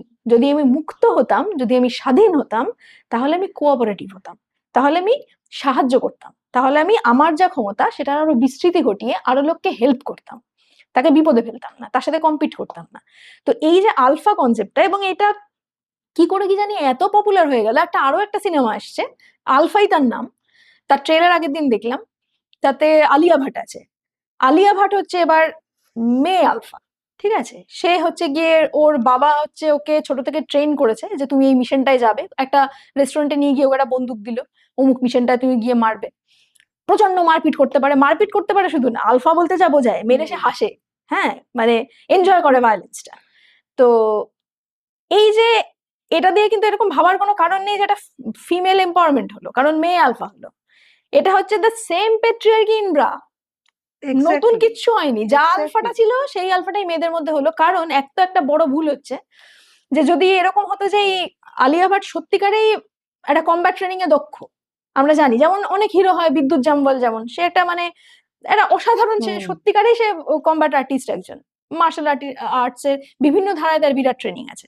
আলিয়া ভাটের তো সেরকম কিছু নেই, তার মানে পুরো জিনিসটাই ভিএফএক্স এ হবে, তো এর খুব একটা বিশ্বাসযোগ্যতাও নেই, তাই না? তো সেখান থেকে তুমি ছেলেই এই ক্যাপটিভ আলফা হও আর মেয়েই এই ক্যাপটিভ আলফা হও, পেট্রিয়ার্কিরই সেই ধারণাটা জিতবে যে সমাজে তারাই মাথা হয় যারা কম্পিটিটিভ হয়। কিন্তু কখনোই খুব কম্পিটিটিভ আইডিয়া বেশি দিন চলে না, সেই সোসাইটি উন্নত হয় যেই সোসাইটি কোঅপারেটিভ হয়। আমরা এখনো যদি দেখি যেই দেশগুলো কম্পিটিটিভ, তারা তো খুব ভালো জায়গায় নেই, তারা তো বিভিন্ন সংশয়ে অবসাদে নিজেদের মধ্যে ঝামেলায় দীর্ণ। যারা হ্যাপি ইন্ডেক্সে আছে, যারা সুস্থ স্বাভাবিক জায়গায় আছে, সেই সমস্ত জায়গায় জেন্ডার ইকুয়ালিটি আছে, এবং সেই সোসাইটি সাংঘাতিক কোঅপারেটিভ, সাংঘাতিক এমপ্যাথেটিক। এমপ্যাথি ছাড়া তো উন্নতি সম্ভব নয়, কারণ তুমি তো একা তো কোথাও এগোতে পারবে না। বটেই তো। তো সেই কারণে এই আলফা মেলের কনসেপ্টও যেটা হয়েছে, এটাও ভুল কনসেপ্ট, এটাও ভুল জায়গা থেকে আসছে। ঠিক জায়গাটা হলে সেটা একটা পজিটিভ নোট হতো সমাজের জন্য। এই যে আজকে আমরা যে কথাগুলো বলছি, এই কথাগুলোর জায়গাটা কোথা থেকে এসছে, কেন মানে মানে ফেমিনিজমকে কোঅপারেটিভ বলছি? কারণ ধরো ছেলেদের যেই লেখার ধাঁচ, হ্যাঁ, ধরো একটা উদাহরণ দিচ্ছি, যে রবীন্দ্রোত্তর যে যুগটা, কল্লোল যুগ, রবীন্দ্রোত্তর যুগ বলে একটা যুগই আছে, যেই যুগে কিনা কবি সাহিত্যিকদের প্রধান কাজ ছিল রবীন্দ্রনাথের প্রভাব কাটানো, একটা নতুন ধারা তৈরি করা, যাতে কেউ না বলে রবীন্দ্রনাথের প্রভাব আছে। তো এই জিনিসটা নিয়ে একটা খুব সুন্দর ক্রিটিক্যাল থিওরি আছে, হ্যারল্ড ব্লুমের লেখা, সেই বইটার নাম হচ্ছে, থিওরিটার নাম হচ্ছে অ্যাংজাইটি অফ ইনফ্লুয়েন্স। আচ্ছা। মানে এই যারা পূর্ববর্তী, তাদের যে ইনফ্লুয়েন্স এসে যাওয়ার, সেটার একটা অ্যাংজাইটি ক্রিয়েটারদের মধ্যে কাজ করে। কিন্তু যখন মেয়েরা লেখা শুরু করলো, মেয়েদের লেখাটাকে বলে, মানে একটা অংশকে বলে এক্রিচার ফেমিনিন, মানে উইমেন রাইটিং। এটা ফ্রেঞ্চ উচ্চারণ, আমি একদম ইংরেজি উচ্চারণে বললাম, ফ্রেঞ্চ উচ্চারণটা আলাদা। এই যে এই লেখাটা মানে উইমেন্স রাইটিং কিন্তু এরকম কোনো অ্যাংজাইটি অফ ইনফ্লুয়েন্সে বিশ্বাস করে না, কারণ উইমেন্স রাইটিং এর মূল কথাটাই হচ্ছে কে কে পুরনো ছিল। বেগম রোকেয়া ছিল বলে আজকে আমি আছি, কারা কারা বাদ পড়ে গেছে ইতিহাস থেকে, কারা কারা ইনভিজিবিলাইজড হয়ে গেছে, তাদের লেখা তুলে আনো, তাদেরকে নতুন করে ভিজিবল করো, কারণ মেয়েদের একটা বিরাট অংশ ইনভিজিবল। তো একরকম ভাবে কিন্তু এই লেখাটা এক্রিচার ফেমিনিন কিন্তু বলা যায় মাতৃদর্পণ। এখানে ইনফ্লুয়েন্স নেই, এখানে আরেকটা খুব সুন্দর কথা আছে যেটা বলা যায় যে ইনফ্লুয়েন্স আমরা জানি প্রভাবিত করা, আরেকটা শব্দ আছে খুব সুন্দর, সেটা হচ্ছে কনফ্লুয়েন্স। মানে একটা নদী যাচ্ছে, তার সাথে আরেকটা নদী এসে মিশছে, মিলে গেল। এই জিনিসটাকে বলে কনফ্লুয়েন্স। ফেমিনিজম হচ্ছে কনফ্লুয়েন্সে বিশ্বাসী, ইনফ্লুয়েন্স নয়। ফলে ফেমিনিজম কিন্তু লেস অ্যাংশাস, ফেমিনিজমের মধ্যে অ্যাংজাইটি নেই। ফলে যদি খুব একটা মানে অ্যাংশাস কিছু হয়, যেটা অ্যালফার হওয়ার কথা, ফেমিনিজম সেটা হবে না। কারণ ফেমিনিজম কনফ্লুয়েন্সিয়াল, ফেমিনিজম ইনক্লুসিভ, একসঙ্গে চলায় বিশ্বাসী, পুরনোদেরকে নিয়ে এসে, কারোর প্রতি কারোর ভয় নেই, সবাই একসাথেই চলেছে। সে ছিল বলে আজকে আমি আছি, এই অ্যাকনলেজমেন্টটা দিয়ে আমাদের যাত্রাটা শুরু করতে হবে। কারণ সত্যি মানে এই যে যারা বলে আমরা ফেমিনিস্ট না, যদি কোনো মেয়েরাও বলে, তো এই যে আজকে মেয়েরা যার ধরো ডেবিট কার্ড আছে বা ক্রেডিট কার্ড আছে, সেটা দিয়ে সামান্য পেটা করছে বা গুগল পে করছে, জিপে করছে আর কি, বা ফোন পে করছে, অনলাইন ট্রানজাকশন করছে, তারা কোনো একজন ফেমিনিস্টের কাছে কৃতজ্ঞ। কারণ মেয়েদের তো ব্যাংক অ্যাকাউন্টের রাইট ছিল না, কেউ কেউ ফাইট করেছে বলে আজকে মেয়েদের ব্যাংক অ্যাকাউন্টের রাইট হয়েছে। মেয়েদের তো নিজেদের অ্যাকাউন্ট খোলার স্বাধীনতাই ছিল না, ধার দেনা করা, সেখান থেকে কিছু টাকা তোলা, ইনভেস্টমেন্ট করা, সেটা তো অনেক দূরের কথা। তো ফেমিনিস্ট ছিল বলেই, কেউ তার জন্য আজকে ফাইট করেছিল বলেই আজকে আমরা এটা করতে পারছি। নইলে হতো না, মেয়েদের জন্য কিছুই স্মুথলি সিস্টেমিক ভাবে আসেনি, সবই মেয়েদের দাও দাও দাও করে নানা রকম ফাইট করে আদায় করতে হয়েছে। ফলে আজকে আমরা যেখানে আছি, যদি আমার একটা ব্যাংক কার্ড অ্যাকাউন্ট থাকে, যদি আমার আজকে ড্রাইভিং লাইসেন্স থাকে, যদি আমার আজকে শিক্ষাগত যোগ্যতা থাকে, তার জন্য হাজার হাজার মেয়ে দায়ী, যারা পেছনে ছিল বলে আজকে এটা হয়েছে। স্বাভাবিকভাবে সংবিধান থেকে আমি এটা পাই, কেউ কেউ লড়ে গেছে তবে পেয়েছি। সংবিধানে লেখা থাকলেও সেটাকে আদায় করে নিতে হয়েছে। আমাদের দেশের সংবিধান যেহেতু পড়ে লেখা হয়েছে, আমাদের দেশের সংবিধান কিন্তু ব্রিটেনের সংবিধানের থেকে অনেক অনেক উন্নত, এগিয়ে থাকা। একটা ক্যাপশন আজকাল প্রায় শুনি, আমি নারী, আমি সব পারি। এই কথাটা বিশেষ করে যারা পুরুষ অধিকার নিয়ে কাজ করে তারা তো বিরোধিতা করেনি। তাহলে আমাকে যদি তুই জিজ্ঞেস করিস, এই কথাটা তো কোনো অর্থ হয় না, কোনো যুক্তি নেই কথাটার মধ্যে। কোনো পুরুষও সবকিছু পারে না, কোনো নারীও সবকিছু পারে না। তাহলে মানে হঠাৎ এরকম একটা গাজোয়ারি মন্তব্য কেন? খুব ঠিক কথা, আমি তোমার সাথে সম্পূর্ণ সহমত। খুবই গাজোয়ারি কথা। কারণ সত্যি তো, কেনই বা মেয়েরা সব পারবে, পুরুষরা কেনই বা পারবে? কারোরই তো সব পারার কথা নয়। তাহলে এই কথাটা সত্যি, এই ক্যাপশনটা খুব জনপ্রিয়। কেন এলো? এবার এরও আমরা একই রকম ভাবে একটু ব্যাক স্টোরিটা দেখবো, এটা কেন এলো, মেয়েদের এটা কেন বলতে হয় যে আমি সব পারি। তার কারণ হচ্ছে, মেয়েদের বহু যুগ ধরে, হাজার হাজার বছর ধরে ডিএনএ তে এমন ভাবে ঢোকানো হয়েছে যে মেয়েরা সব কেন, কিছুই পারে না। কিভাবে? সাধারণ একটা উদাহরণ দিই, ধরো যে কোনো একটা রোজকার উদাহরণ, ধরো ড্রাইভিং, একটু আগে যে ড্রাইভিং লাইসেন্সের কথা বলছিলাম, ধরো ড্রাইভিং নিয়ে কিন্তু অনন্ত জোক আছে, জানো তো? যে মানে একটা গাড়ি ছাদ থেকে নিচে পড়ে গেল, দেখো গিয়ে মেয়ে চালাচ্ছে, হায় গাড়ি দাঁড়িয়ে আছে, ঠুকে দিল, মেয়ে ড্রাইভার। হ্যাঁ, সব থেকে বেশি অ্যাক্সিডেন্ট কারা করে? মেয়ে ড্রাইভার। আমার পাশে কোনো মেয়ে ড্রাইভার দাঁড়ালে আমি সরে যাই, বাবা কখন ঠুকে দেবে ঠিক নেই। কমান। এবার ধরো এইটা কিন্তু সত্যি সত্যি পুরো আকাশে বাতাসে ছড়ানো যে মেয়েরা ভালো ড্রাইভার হয় না। এবার যদি আমরা একটু পেছনে যাই, পৃথিবীর প্রথম লং ডিস্টেন্স মোটর গাড়ি চালক একজন মহিলা। বলিস কি? এর গল্পটা খুব ইন্টারেস্টিং। বেঞ্জ কোম্পানি আছে, মার্সিডিজ বেঞ্জ, সেই যে বেঞ্জ, যখন বেঞ্জ ছিল মার্সিডিজের সাথে যখন কোল্যাব ছিল না, তো কার্ল বেঞ্জ একজন ইনভেন্টর। হ্যাঁ, তো কার্ল বেঞ্জ এরকম গাড়ি আবিষ্কার করে মানে পেটেন্ট নেওয়ার চেষ্টা করছে, কিন্তু ওর যে সে সময় পার্টনার, সে খুব রিলায়েবল ছিল না। তো সেই সময় এই বার্থা বেঞ্জ এবং ওর বাবা, ওরা একসাথে, এদের সাথে দেখা হয় একটা কনফারেন্সে। বার্থা বেঞ্জ কিন্তু বেঞ্জ তখনও হয়নি, বার্থা শুরু থেকে খুব মানে টেকনোলজিক্যালি স্যাভি আর কি। হ্যাঁ, মানে ওসব যন্ত্রপাতি ভাল লাগে, ও পড়াশোনাও করেছে ক্লাস 10 অব্দি হস্টেলে থেকে, ওর বাবা ওকে যন্ত্রপাতি শিখিয়েছে, ওর বাবাও কার্পেন্টার ছিল। হ্যাঁ, মানে টুলস ওর জন্য নতুন না। তো বিয়ের সময় বার্থা একটা খুব বড় অংশ ডাউরি দেওয়া হয়, যেই ডাউরিটা দিয়ে ওই যে আনরিলায়েবল পার্টনার, তার অংশটা বার্থা কিনে নেয়। তখনও কিন্তু বিয়ে হয়নি, ফলে বিয়ে যেহেতু হয়নি, তো বার্থা কো ফাউন্ডার হতে পারলো।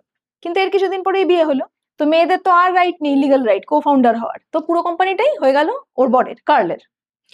কিন্তু এদের দুজনের খুব ভাব ছিল, এরা একসঙ্গেই কাজ করেছে। হ্যাঁ, মানে কার্ল যা যা কিছু করতো বার্থাকে নিয়েই করতো, ফলে টুলসে, গাড়ির যন্ত্রপাতিতে বার্থাও কিন্তু খুব ইন্টারেস্টেড এবং কেপেবল।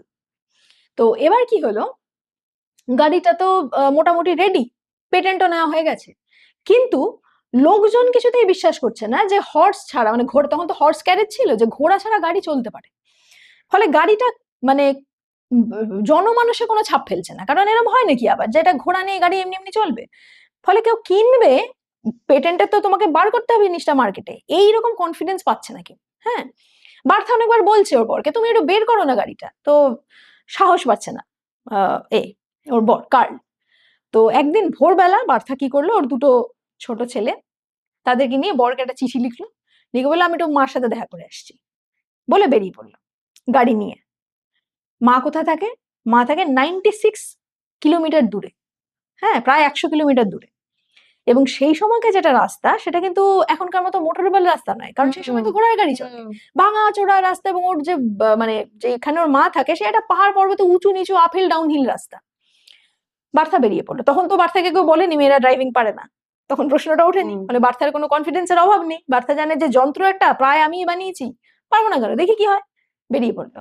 বেরিয়ে পড়ে যাচ্ছে যাচ্ছে যাচ্ছে, যেতে যেতে বার্থা নানান রকম প্রবলেমের সম্মুখীন হলো। যেমন ওই ওর যা যা কিছু সমস্যাগুলো হলো সেগুলো ও কিন্তু অন রোড ঠিক করে ফেললো। হ্যাঁ, কখনো হ্যাডপিন দিয়েও গ্যাস পাইপ ঠিক করলো, কখনো গার্টার দিয়েও এই যন্ত্র ঠিক করলো, এরকম করতে করতেও চলেছে।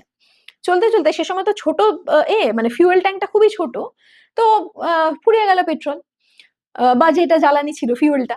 তো সেই সময় একটা ছোট একটা ওষুধের দোকান, একটা অ্যাপোথেকারি বলতো সে সময়, একটা ওষুধের দোকানে গিয়ে দাঁড়ালো। কারণ সেই সময় লিগ্রয়েন বলে একটা জিনিস হতো, সেটা সেটা আর কি ফিউয়েল হিসেবে কাজ করতো। তো ওইটাও দোকানে গিয়ে বললো আমাকে ওটা 3-4 লিটার দাও। তো দোকানদার বললো যে এরকম এটা দিয়ে কি করবে তুমি? কারণ ও আগে তো গাড়িটা অনেকবার সারানোর চেষ্টা করেছে, গাউনে টাউনে একটু কালি লেগে গেছে, তো ওটা ক্লিনজার হিসেবে অ্যাকচুয়ালি ইউজ হতো।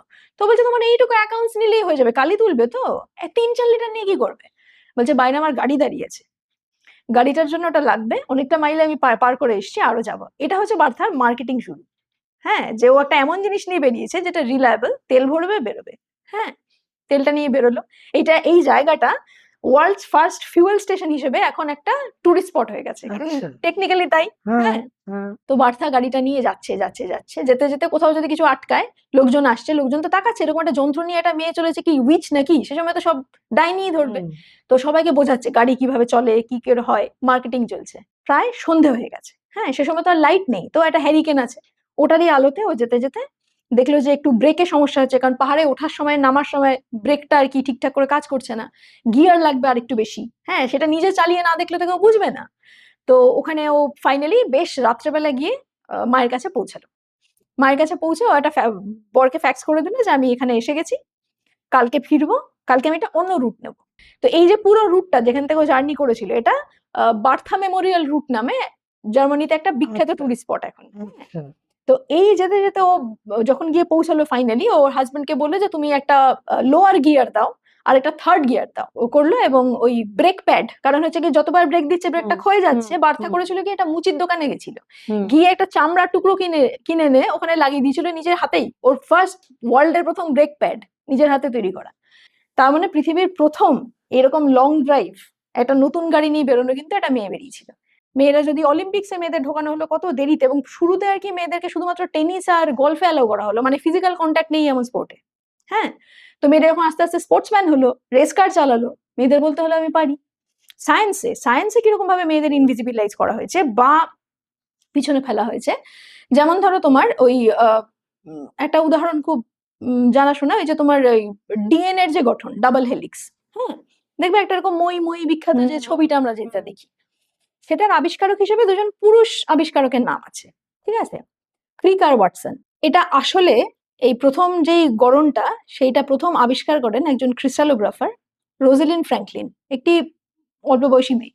হ্যাঁ, তো এটা কি হলো যে সেই যেই ওই ক্রিস্টালোগ্রাফি দিয়ে যেই ছবিটা তুলেছিল এই গড়নটা প্রথম, সেটা তাকে জিজ্ঞেস না করে তার এক কালিগ অন্যদেরকে দেখায়, সেটা থেকে তারা আইডিয়া পায়, সেই আইডিয়াটা পেয়ে তারা পুরো গবেষণাটা চালিয়ে নিয়ে চলে যায়। এবং যখন এনপিআর থেকে আর কি ঘোষণা হয় এই নোবেল লরিয়েটদের নাম, এই মেয়েটিকে সম্পূর্ণ ভুলে যাওয়া হয়। বহু পরে যখন জানা যায় এর অবদানটা কতটা ছিল রোজালিন ফ্র্যাঙ্কলিনের, ততদিনে মেয়েটি খুব আর্লি মারা যায়, মাত্র 37 বছর বয়সে মারা যায়। ততদিনে মানে পস্থুমাস নোবেল দেওয়ার কোনো চল নেই, ফলে একে আর দেওয়া যায়নি। তো এইটা একটা ঘটনা। সামাজিক কিরকম সমস্যা, রোজালিন ফ্র্যাঙ্কলিনের নয় আমরা নামই জানি না, কিন্তু মেরি কুরির নাম সবাই জানি। হুম। মেরি কুরির কিরকম হলো জিনিসটা?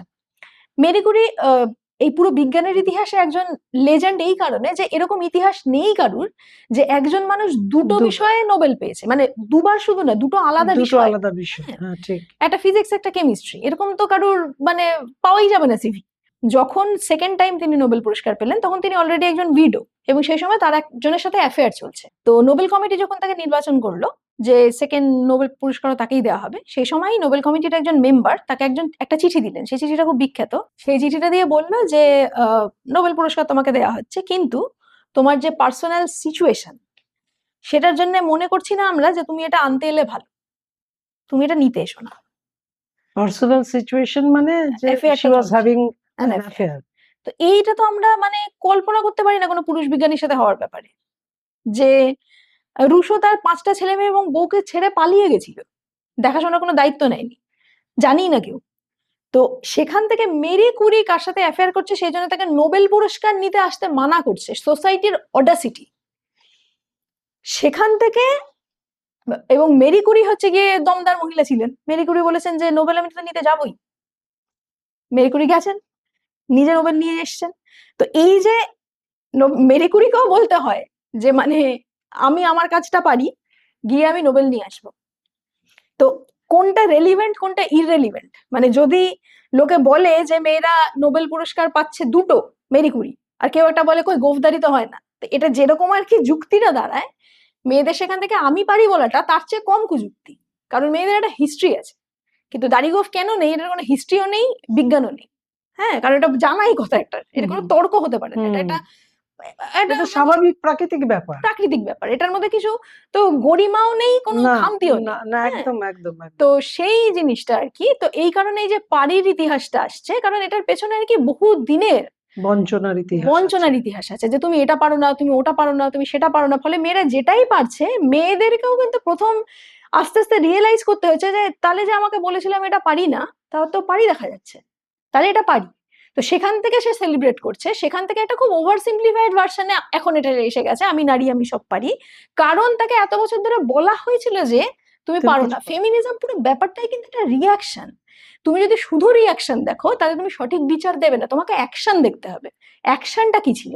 ও এই অ্যাকশনের তো এই রিয়াকশন হবেই, every action has an opposite and equal reaction, এটা তো বিজ্ঞানের ল, এটা তো কারোর কিছু করার নেই। তো এটা তো রিয়াকশন, রিয়াকশন সবসময় অ্যাকশনের থেকে কোথাও কোথাও বেশি কম হয়, সেটাও সত্যি।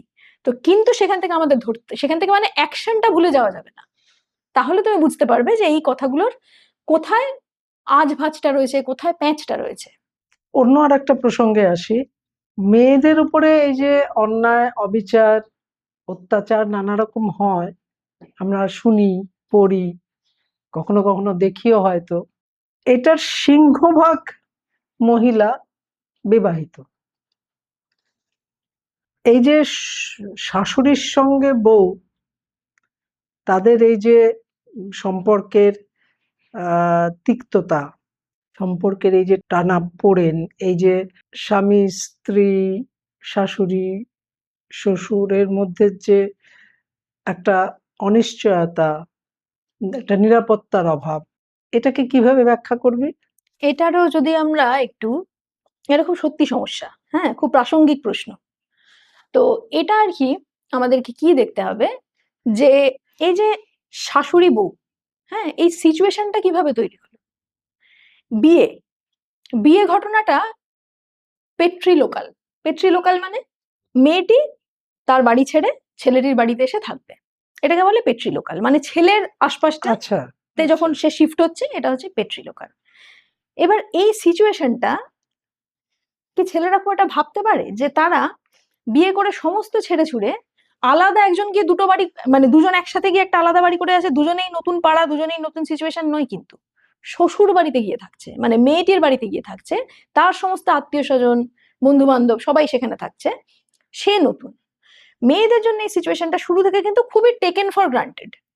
মেয়েদের এটা বুঝে, এটা ঘর জামাইয়ের ক্ষেত্রে হতো, কিন্তু ঘর জামাইয়ের ক্ষেত্রে ধরে না হয় যে কোথাও একটা কিছু ঘর জামাই তো আমাদের এখানে খুব যে না আদরের বস্তু না তা তো না, নয়, একদমই না, সম্মানের নয়, হ্যাঁ একেবারে। নয়, সাথে ভীষণই স্টিগমাটাইজড আর কি সেটা।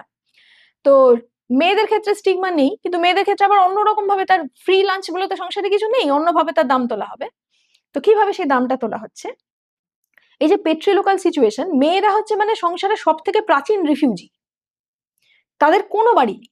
তুমি এই বাড়িটা থেকে তুলে ওই বাড়িটা দিচ্ছ, ওই বাড়িটা থেকে যদি বের করে দেয় তার কোনো বাড়ি নেই, থাকার কোনো জায়গা নেই। কারণ এখানে যেইখানটা মেয়েটা এতদিন যেই স্পেসটায় ছিল ওটা তো আর কিছুতে অ্যালটেড হয়ে গেছে, ওই জায়গাটা সে ফিরে এসে আর পাবে না। খুব কম বাড়িই থাকে যে তারা সাদরে আবার বলবে হ্যাঁ হ্যাঁ চলে আয়, এখানে সব ওকে। খুব কম বাড়ি, সেটা শোনাই যায় না প্রায়। তো এই যে পেট্রিলোকাল সিচুয়েশনে সে গেল, মেয়েদের আমরা কিন্তু এই পরিস্থিতিটা ঠিক বুঝি না যে মেয়েরা কিভাবে একটা মাইনরিটি, এবং মাইনরিটির মধ্যেও তারা মাইনরিটি এইভাবে যে এরকম তো হয় যে একটা বড় রাজ্য, সেই রাজ্যে একটা ধর্মীয় মাইনরিটি আছে, তারা কিন্তু একটা জায়গাতেই ঝাঁক বেঁধে থাকছে। বিভিন্ন এরিয়া আছে যেখানে সেই মাইনরিটিদের পাড়া। তুমি যদি আমেরিকা ধরো, সেখানে ব্ল্যাকরা একটা নির্দিষ্ট ঘেটোতে থাকে, তারা সেখানে দলবদ্ধভাবে আছে। হ্যাঁ, একটা নির্দিষ্ট পাড়া, তাদের একটা ইউনিটি আছে, একটা অ্যালাইশিপ আছে। হ্যাঁ, মেয়েদের ক্ষেত্রে কিন্তু মেয়েদের কিন্তু এরকম কোনো জায়গায় গিয়ে দল বেঁধে থাকার মতো দল নেই। মেয়েটা একা। তার যদি বরের সাথে কোনো ঝগড়া হয়, তার বর যদি তাকে একটা চড় মারে, তার খুব একটা কিছু করার নেই। সে যদি উল্টে বরকে একটা চড় মারে, বরের সঙ্গে কতজন আছে, বরের মা আছে, বরের মা আছে, বাবা আছে, সমাজ আছে, সকলে চলে আসবে। মেয়েটার জন্য তো পাশের বাড়ির বউ আসবে না, কারণ পাশের বাড়ির বউ তো পাশের বাড়ির না। নিজের বাবা মাও আসবে কিনা নিজের বাবা মাও আসবে কিনা সন্দেহ। তো এই যে একটা মাইনরিটি স্ট্যাটাস, এই মাইনরিটি স্ট্যাটাসটা তো মানুষকে ইনসিকিউরিটি দেবেই। কারণ তার যে বন্ধু বান্ধব, তার যে আত্মীয় স্বজন, তার যে পরিচিতি, আইডেন্টিটি, সেই সমস্তটাকে ছেড়ে সে চলে আসছে, এবং তাকে পদে পদে এইটা শুনতে হয় যে তোমার তো বাপের বাড়ির প্রতি টান বেশি, তোমার তো কিছু হলেই তুমি বাপের বাড়ির কথা বলো, যেন এটা থাকাই অন্যায়, যেন এটা থাকার কথা না। অথচ তুমি এদের বাড়ির যদি কিছু বলো, সেক্ষেত্রে এ তো স্টিগমাটাইজড হয়। কারোর বাড়ি নিয়ে কিছু বলতে না পারলে ভালো, কিন্তু দুটো সিচুয়েশন ইকুয়াল নয়। কারণ এখনো খুব কম মেয়েই কিন্তু আরবান কিছু এরিয়া বাদ দিলে ওরকম বরের সাথে থাকে। পুরো আমরা যদি ভারতবর্ষের সিনারিও দেখি, যেটা কিনা মোস্টলি আর কি রুরাল, সেখানে তো লোকে ফ্যামিলির সাথেই থাকে, মানে অনেক লোক সেখানে থাকে। সেখানে সিচুয়েশনটা মেয়েদের জন্য তো সহজ নয়, কারণ সে সমস্ত চেনা পরিচয় ছেড়ে এখানে চলে এলো। এখানে তার প্রথমে একটা তাগিদ হচ্ছে অ্যালি বানাবার, সেই জন্য সে অনেক সময় ওভার এক্সার্ট করে, শাশুড়ির একটা মন জোগানোর জন্য সে প্রচুর পরিশ্রম করছে, প্রচুর খাটাখাটনি করছে, অনেক রকম রান্না বান্না করার চেষ্টা এটা করছে। এটা এটা ভীষণ হয়। আমি আমি আমার ব্যক্তিগত অভিজ্ঞতায় যেটা মনে হয়েছে যে মেয়েরা বিয়ের পরে না একটা খুব ভালো বউ হবার একটা ভীষণ আকাঙ্ক্ষা তাদের মনের মধ্যে জন্মায়, এবং ওই ভালো বউ হবার আকাঙ্ক্ষায় তারা তাদের নিজের সঙ্গে যে যে সমঝোতাগুলো করে, তাদের যে নিজস্বতা যেগুলো বিসর্জন দেয়, সেগুলো যখন একটা সময়ের পরে বুঝতে পারে যে এই ভালো বউ হওয়াটা আমার জীবনে কোনো উন্নতি ঘটায়নি, ভালো বউ আমার হওয়ার কোনো শেষও নেই। হ্যাঁ তুমি ভালো বউ হওয়ার কোনো শেষ নেই, কি করলে ফাইনালি ভালো বউ হবে তখন কেউ জানেও কিন্তু না, আর খারাপ বউ হওয়ার কোনো জায়গা থাকে জায়গা থাকে না। এক্স্যাক্টলি। এবং এইটাই আবারও সেই লুপে চলছে। শাশুড়িও এক সময় খুব মন জুগিয়ে চেষ্টা করেছিল, এবং এখান থেকে কি হচ্ছে, ওই যে শুরু থেকেই কতগুলো জিনিস আমাদের মাথায় ঢুকিয়ে দেওয়া আছে, এইগুলো তো আমরা খুব জানি যে মেয়েরাই মেয়েদের শত্রু। শুনি না এরকম? মেয়েরা কুটকচালি করে, হ্যাঁ, মেয়েরা ঝগড়া করে, মেয়েরা কাঁদে। না না, এইখানটা আমি বলবো কুটকাচালি ছেলেরা যথেষ্ট করে, করে তো, মেয়েদের থেকে বেশিই করে অনেক সময়। মেয়েদেরকে বলে ইমোশনাল। এদিকে সারা পৃথিবীর যুদ্ধ তো একটাও মেয়ে লাগায়নি। যুদ্ধের চেয়ে নেগেটিভ ইমোশন কি হয়? সব তো ছেলেরাই করেছে। তো সুতরাং যুক্তি দিলে কোথাও দাঁড়ানো যাবে না, মানে সবগুলোই কাটা যাবে। কিন্তু আমি বলছি যেটা লোক কথা, লোক মুখে যেগুলো প্রচারিত, যে মেয়েরা কুটকচালি করে, মেয়েরা গল্প করে, মেয়েরা, যেগুলো মেয়েদের অ্যাকচুয়ালি পাওয়ার, যেগুলো মেয়েদের ক্ষমতা, মেয়েদের কোনগুলো পাওয়ার? মেয়েদের ক্ষমতা হচ্ছে মেশার ক্ষমতা। মেয়েরা কিন্তু সহজে আরেকটি মেয়ের সাথে মিশতে পারে, কারণ পেট্রিয়ার্কির মতো তাদের স্ট্রং হতে হবে, তুমি ভালনারেবল হতে পারবে না, তুমি কাঁদতে পারবে না, এগুলো তাকে শেখানো হয়নি। ফলে সে কি করে, তার একটা মনের কথা খুব সহজে আরেকজনকে বলতে পারে। পেট্রিয়ার্কি এটা নিন্দা করে, কারণ এটা থেকে অ্যালাইশিপ হতে পারে, তার দল তৈরি হতে পারে। দল কোনো পেট্রিয়ার্কি তো ভয়ঙ্কর টিরানি, কোনো টিরানি চায় না দল হোক।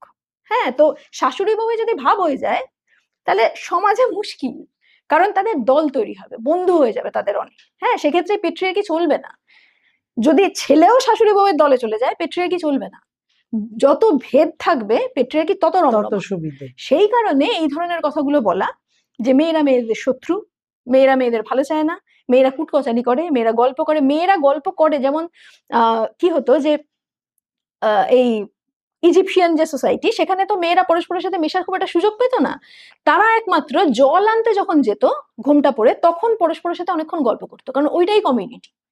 তো সেই যে গসিপ, সেই যে পরস্পরের সাথে মেশা, সমাজ সম্পর্কে একটা ধারণা পাওয়া, কি চলছে জানা, অভিজ্ঞতার বিনিময়, অভিজ্ঞতার বিনিময়, এই যে শেয়ার্ড স্পেস, এই সিস্টারহুড, এটাই মেয়েদের পাওয়ার। তো সেই কারণে এইটাকে নেগেটিভলি দেখানো, যে মেয়েদের হচ্ছে সবসময় কান্নাকাটি, মেয়েদের হচ্ছে সবসময়, যেমন ধরো তোমাকে আমি একটা উদাহরণ দিচ্ছি, গ্র্যান্ড ন্যারেটিভ তৈরি করা। গ্র্যান্ড ন্যারেটিভ কিরকম, মনে করো টাইটানিক আমরা সবাই জানি তো, সিনেমাটা মোটামুটি সবারই দেখা। টাইটানিকে দেখবে কোনো সেই অর্থ হিরো নেই, মানে জ্যাক যদিও আছে, কিন্তু অনেক এরকম ছোট ছোট ক্যারেক্টার আছে যারা কিনা হিরোইক। হ্যাঁ, যেমন ওই শেষে যারা অর্কেস্ট্রা বাজায়, তারা বলে যে পুরো সমুদ্রের স্রোত এসে যাচ্ছে, একজন চলে যেতে চায় লাইফ বোটে, কিন্তু বাকিরা বলে যে না, আমাদের দায়িত্ব হচ্ছে অর্কেস্ট্রাটা বাজিয়ে যাওয়া, আমরা বাজিয়ে যাবো। তো সেই লোকটিও ফিরে আসে, হ্যাঁ, সেও অর্কেস্ট্রাটা বাজায় এবং ভেসে যায়। যে ক্যাপ্টেন, সে জাহাজ ছেড়ে যায় না। যে ছোটখাটো রোলে আছে, কেউ তাদের দায়িত্ব ছাড়ে না। এরকম প্রত্যেকের ছোট ছোট গল্প আছে। সেই ছোট ছোট গল্পগুলো খুব মানবিক গল্প, হ্যাঁ, পরস্পরের সাথে পরস্পরের যোগাযোগের গল্প, একজনের বিপদে আরেকজনের পাশে দাঁড়ানোর গল্প। টাইটানিককে বলা হয় চিক ফ্লিক। চিক ফ্লিক মানে, চিক মানে মেয়ে, ফ্লিক মানে পছন্দ, মানে মেয়েদের পছন্দ হবে এমন জিনিস। টাইটানিক কিন্তু ক্লাসিক হিসেবে কোথাও নেই। ওপেনহাইমার সেটাকে খাটো করে দেখতে হবে, মেয়েদের পছন্দ হবে তো, মানে এইসব জিনিস মেয়েদের পছন্দ, কি মানে প্রেম ভালোবাসা এই সেই। গ্র্যান্ড ন্যারেটিভ কি হবে? ওপেনহাইমার হচ্ছে গ্র্যান্ড ন্যারেটিভ। ওপেনহাইমার যে ছবিটা হয়েছে, পরমাণু বোমা নিয়ে কথা, একজন বিজ্ঞানীর জীবনী, সেখানে তুমি কোনো এক্সপ্রেশনই পাবে না, মানে যে হিরো খুব ভালো অ্যাক্টর, কিন্তু অ্যাজ ওপেনহাইমার সবচেয়ে তার খুশির যখন এক্সপ্রেশন, সে সবচেয়ে তার দুঃখের যখন এক্সপ্রেশন, সে তার কোনো এক্সপ্রেশন নেই, বুঝেছো তো? সেখানে টাইটানিকে তুমি সবার হাসি খুশি বহু এক্সপ্রেশন পাবে। এই যে ছেলেদের স্টোইক থাকা, ছেলেদের জন্য যে আইডিয়াল গুলো, ব্যাটম্যান, জেমস বন্ড, কারোর সাথে মেশে না, গার্লফ্রেন্ড আসে যায়, এই যে ইডিওলজি গুলো ঠিক করে দেওয়া হয়েছে, জেমস বন্ড এবং ব্যাটম্যান কেউই তো খুব সুখী বলে নিজেদের ঘোষণা করছে না, তারা তো আইসোলেশনেই থাকছে, তারা তো কোনো বন্ধু বান্ধব নেই, তো গোঁজ হয়ে ঘুরে ব্যাটম্যান সারাক্ষণ। তো এই যে আইডিয়া গুলো দিচ্ছে, এটা কি তুমি অ্যাকচুয়ালি চাও, নাকি তুমি যেই হাসি খুশি হয়ে ঘোরার যে একটা তোমার বিকল্প রোল আছে? তুমি যদি ফেমিনিস্ট হও, ফেমিনিস্ট হতে গেলে তো যা বলছি, তোমাকে তো এরকম করতে হবে না যে তুমি একটা মেয়েকে খুব তোল্লাই দিলে। তুমি তোমার মধ্যে পেট্রিয়ার্কি যে ধারণাগুলো ঢুকিয়েছে, মেল নয় ম্যান হওয়া, হ্যাঁ, প্রকৃতি তোমাকে মেল হিসেবে পাঠিয়েছিল, ম্যান তুমি নিজে হয়েছো আশপাশ থেকে নানা কিছু ঢুকিয়ে, তার 80%ই ননসেন্স। তুমি যদি একবার ভাবো যে তোমার ম্যানহুডটা কি কি নিয়ে, তুমি দেখবে 80% ননসেন্স। তুমি সেটা কিছু দিয়ে ভ্যালিডেটই করতে পারবে না, তোমার যেই আইডিয়া যেগুলো হলে ছেলে হয়। সেম কিন্তু মেয়েদের জন্য, মেয়েদের যে ওম্যানহুড, তার মধ্যে 80% এই ধরনের নানান নোশন, যে এইরকম করে লজ্জা পেতে হয়, হ্যাঁ, মেয়েদের শরীর স্বাস্থ্য খেয়াল রাখতে নেই, জোরে কথা বলতে, মেয়েদের জোরে কথা বলতে নেই। তো এই দুপক্ষেই কিন্তু এখন সময় এসে গেছে যে একটু রিভাইজ করতে হবে, একটু আপডেট করতে হবে দুটো দলকে, হ্যাঁ, যে এও একটুখানি হাসুক খেলুক গল্প করুক, সহজ হোক, মেয়েদের সাথে মিশুক, মেয়েরাও একটু বিভিন্ন রকমের দায়িত্ব নিক। যেমন আর কি ওই স্পাইডারম্যান সুপার হিরোদের কথা যখন হচ্ছে, স্পাইডারম্যানের একটা বিখ্যাত ডায়লগ হচ্ছে যে with great power comes great responsibility. তাই তো? তোমার যদি বিরাট ক্ষমতা থাকে, তোমার সেই সঙ্গে বিরাট দায়িত্বও আছে, যাতে তুমি ক্ষমতার অপব্যবহার না। ফেমিনিজমের ক্ষেত্রে এই জিনিসটা উল্টো, with great responsibility comes great পাওয়ার। তুমি যত রেসপন্সিবিলিটি নেবে, তোমার তত পাওয়ার আসবে। তো যদি তুমি পারফেক্ট ফেমিনিস্ট হতে চাও, তুমি বেশি রেসপন্সিবিলিটি নাও। কোনো ইজমের কিন্তু যে কোনো প্রিন্সিপাল যে ইজম, তার এইটা মুখ্য হওয়ার কথা নয় যে তোমার এটা করে কিছু লাভ হবে, তোমার কিছু প্রিভিলেজ হবে, তোমাকে প্রিভিলেজ ছাড়তে হবে। তুমি যদি ফেমিনিস্ট হও, তুমি প্রিভিলেজ চেও না, তুমি প্রিভিলেজ ছাড়ো। তোমাকে নিজের জায়গায় যেটা এখন আছে, মানে যা যা কিছু আমাদের সাথে, আমাদের ইতিহাসে যা যা কিছু হয়ে এসছে, সেইটার রেফারেন্স এখন টেনে তুমি যদি সেখান থেকে বলো যে আমার এই প্রিভিলেজটা চাই, যেমন আমি আয় করবো না, রেস্টুরেন্টে যদি আমি কোনো ছেলের সাথে যাই, তো ছেলেই বিল দেবে, এই আইডিয়াগুলো এখন আর চলবে না। কারণ হয় তুমি বিলটা স্প্লিট করো, নয় তুমিই ছেলেটাকে খাও, আর নয়তো একটা এমন জায়গায় যাও, একটা 5 টাকা চা কিনে ভাড়ে বসে দুজন খাও না শেয়ার করে, তোমার রেস্টুরেন্টে যেতে হচ্ছে কেন? তো এই যে ইকুয়াল রেসপন্সিবিলিটি শেয়ার করা, এটা কিন্তু ট্রু ফেমিনিস্টের কাজ। রেসপন্সিবিলিটি নেওয়া, যত রেসপন্সিবিলিটি নেবে তত পাওয়ার বাড়বে, চাইলে পাওয়ার বাড়ে না, রেসপন্সিবিলিটি যত তুমি নেবে তোমার ক্ষমতা বাড়বে। তো রেসপন্সিবিলিটি নাও। এটা ম্যানেজমেন্টে একটা উদাহরণ দেওয়া হয়। আচ্ছা, যে তোমাকে ধরো দায়িত্ব নেওয়া হলো যে তুমি ক্লাস 8-এর ভূগোল ক্লাসটা নেবে, একজনকে হঠাৎ করে দায়িত্ব দেওয়া হলো, তার কিন্তু শ্রেণীকক্ষে ঢোকার অনুমতি নেই। এবার দুটো প্রতিক্রিয়া হতে পারে, এক হচ্ছে যে এটা তো আমার করানোর কথা না, হুম আমাকে বেশি করে কাটিয়ে নিচ্ছে। হুম বুদ্ধিমান হলে সে এটা বুঝবে যে আমাকে যদি ওদের ওদের পড়াতে হয়, তাহলে আমাকে ওই শ্রেণীকক্ষে ঢোকবার অনুমতিটাও দিতে হবে, এটা এক্স্যাক্টলি আমার ছিল না। এক্স্যাক্টলি এক্স্যাক্টলি এটাই বলছি, খুব ঠিক বললে পয়েন্টটা। এরকমই মানে ধরো আমাদের যারা পুরনো জেনারেশন, যারা কিনা এই বঞ্চনাটা বহুদিন ধরে দেখেছেন, যারা তো সুযোগ সুবিধা পাননি, এক্ষুনি তাদেরকে যদি বলা হয় যে তুমিও ফিল্ডে নামো, সমান সমান করো, বাবা আর মা সেম স্প্লিট করে, যেই মা হোম মেকার, সেটা ঠিক হবে না, কারণ সে তো সমান সুযোগ সুবিধা পায়নি। কিন্তু পায়নি। মোটামুটি আমাদের বয়সী যারা, আমাদের থেকে পরের হুম জেনারেশন যারা, এরা প্রত্যেকে কিন্তু অলমোস্ট সেম অ্যামিনিটিস পাচ্ছে। মানে ধরো আমি যে ক্লাসে দেখছি, যে ক্লাসে এটা নিয়ে জোকও আছে, ইনফ্যাক্ট সেটা নিয়ে আমি একটা জোকও শুনেছি, যে একটি ছেলে যদি প্রচুর ভালো রেজাল্ট করে, খুব খাটাখাটনি করে সে একটা 75% পেলো, পেয়ে সে এবার মাস্টার্স করবে, আরো বেশি পড়াশোনা করতে সে বাইরে টাইরে যাবে, করে আসবে, এবং এই মেয়েটি চাইলে কি করতে পারে, ওইখানে যে সিচুয়েটেড যে ছেলেটি, ওই রকম একটি ছেলের সাথে সে বিয়ে করে নিতে পারে, কিচ্ছু না।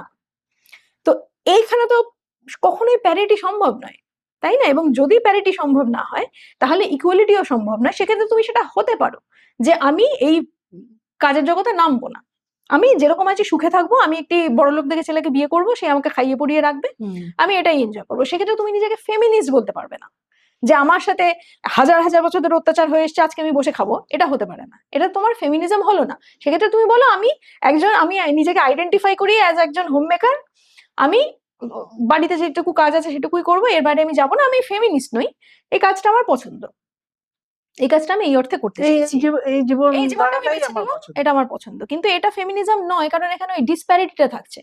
এবার এটাও একটা খুব মানে জটিল আলোচনা, কারণ এই সেদিনই সুপ্রিম কোর্ট বলে দিয়েছেন যে হুম গৃহবধূরা নেশন মেকার, হুম গৃহবধূরা নেশন মেকার, এটা নিয়ে কোনো মানে কোনো তর্ক নেই, গৃহবধূরা সত্যিই নেশন মেকার। কিন্তু এই যে সঙ্গে 30,000 টাকা তাদের শ্রমের মূল্য, হ্যাঁ, এই যে 30,000 টাকা, তুমি ধরো যেই লাইফস্টাইলটাতে আছো, সবার তো সমান নয়, কারোর লাইফস্টাইল আরো বেশি, হয়তো 60-70 হাজার, সে হয়তো পার্লারে যাচ্ছে, হুম তাই না? তো সবার সাথে তো মিলিয়ে দেখলে হলো না। তো সেক্ষেত্রে সেই লাইফস্টাইলের যে ডিসক্রিপেন্সিটা হয়ে গেল, মানে 30,000 টাকা আমার শ্রমের মূল্য এবং আমার খরচ হয়ে যাচ্ছে 80,000, মানে এই 30,000 টাকাটা নির্ধারণ করলো কি করে সেটা সুপ্রিম ঠিক কোর্ট? বুঝলাম না। কারণ 30,000 টাকা কি অর্থে? কারণ রান্নার লোকের 3-4 হাজার টাকা মাইনে হয়, ঠিকের লোকের 5-6 হাজার টাকা মাইনে হয়, 10,000-এর আন্ডারই হচ্ছে, বাকিটা হয়তো ফ্যামিলি বাকি সার্ভিস, সার্ভ করা, এই করা সেই করা, হ্যাঁ, সবার কেউ দেখাশোনা অসুস্থ করা, হলে অসুস্থ হলে দেখাশোনা কেয়ার করছে, সার্ভিস, এরকম আর কি, যেগুলো বাজার মানে যাচ্ছে। বাজার যাচ্ছে, মেয়েরা তো বহু কাজই করে বাড়িতে, তো সেইটার কথা আর কি হয়তো বলছে। তো সেখান থেকে আর কি একটা অর্থমূল্য ধার্য করা হয়েছে, যেটা খারাপ না, যেটা ঠিক আছে, কারণ এটা তো বরাবরই আনপেড একটা সার্ভিস, সেটা একটা থ্যাঙ্কলেস জব, শুধু আনপেড সার্ভিস নয়, গ্র্যাটিটিউডও নেই সেটার কোনো, টোটালি থ্যাঙ্কলেস জব। কিন্তু সেটা আর কি এতদিন ধরে যাদের ধরে সেই অ্যামিনিটিসটা নেই, এখনো বহু আছে রুরাল এরিয়াতে যারা আছে, তারা তো ভীষণই চ্যালেঞ্জ সিচুয়েশনে আছে না, তারা কিন্তু ওইটাই বহন করছে। কিন্তু যারা সমান অ্যামিনিটিস পেয়েও চুজ করছে যে আমি সাম্য চাই না, সে তো নিজেকে সাম্যবাদী বলতে পারবে না, আমি সে তো দায়িত্বও নেব না, অধিকারও চাই না। অধিকারও চাই না, এইটা তোমাকে বলতে হবে, এইটুকু তোমাকে অনেস্টি রাখতে হবে যে আমি দায়িত্ব নিচ্ছি না, অধিকারও চাইছি না, কারণ দায়িত্ব নিলেই অধিকার আসে, একটা আরেকটার সাথে কানেক্টেড। আমার একটা গল্প মনে পড়লো, বলবো? নিশ্চয়ই। এটা আমার ব্যক্তিগত অভিজ্ঞতা। আমার ফোন হারিয়েছে, একটা জিডির জন্য একটা অভিযোগপত্র লিখেছি, লিখে থানায় গেছি। থানায় গিয়ে এক পুলিশ কর্মী বসেছিলেন, তাকে গিয়ে বললাম যে এরকম ব্যাপার, আমি একটা অভিযোগ দায়ের করতে চাই, কার কাছে যাব? বললো হ্যাঁ বসুন। এনেছেন, লিখে এনেছেন? আমি বললাম হ্যাঁ লিখে এনেছি। তো উনি পরে বললেন না, এরকম ভাবে লিখলে তো চলবে না। আমি ভাবছি চলবে না মানে কেন চলবে না? কি করতে এতদিন লেখাপড়া করেছি, একটা থানায় একটা অভিযোগ দায়ের করব, সেটা আমি লিখতে পারলাম না।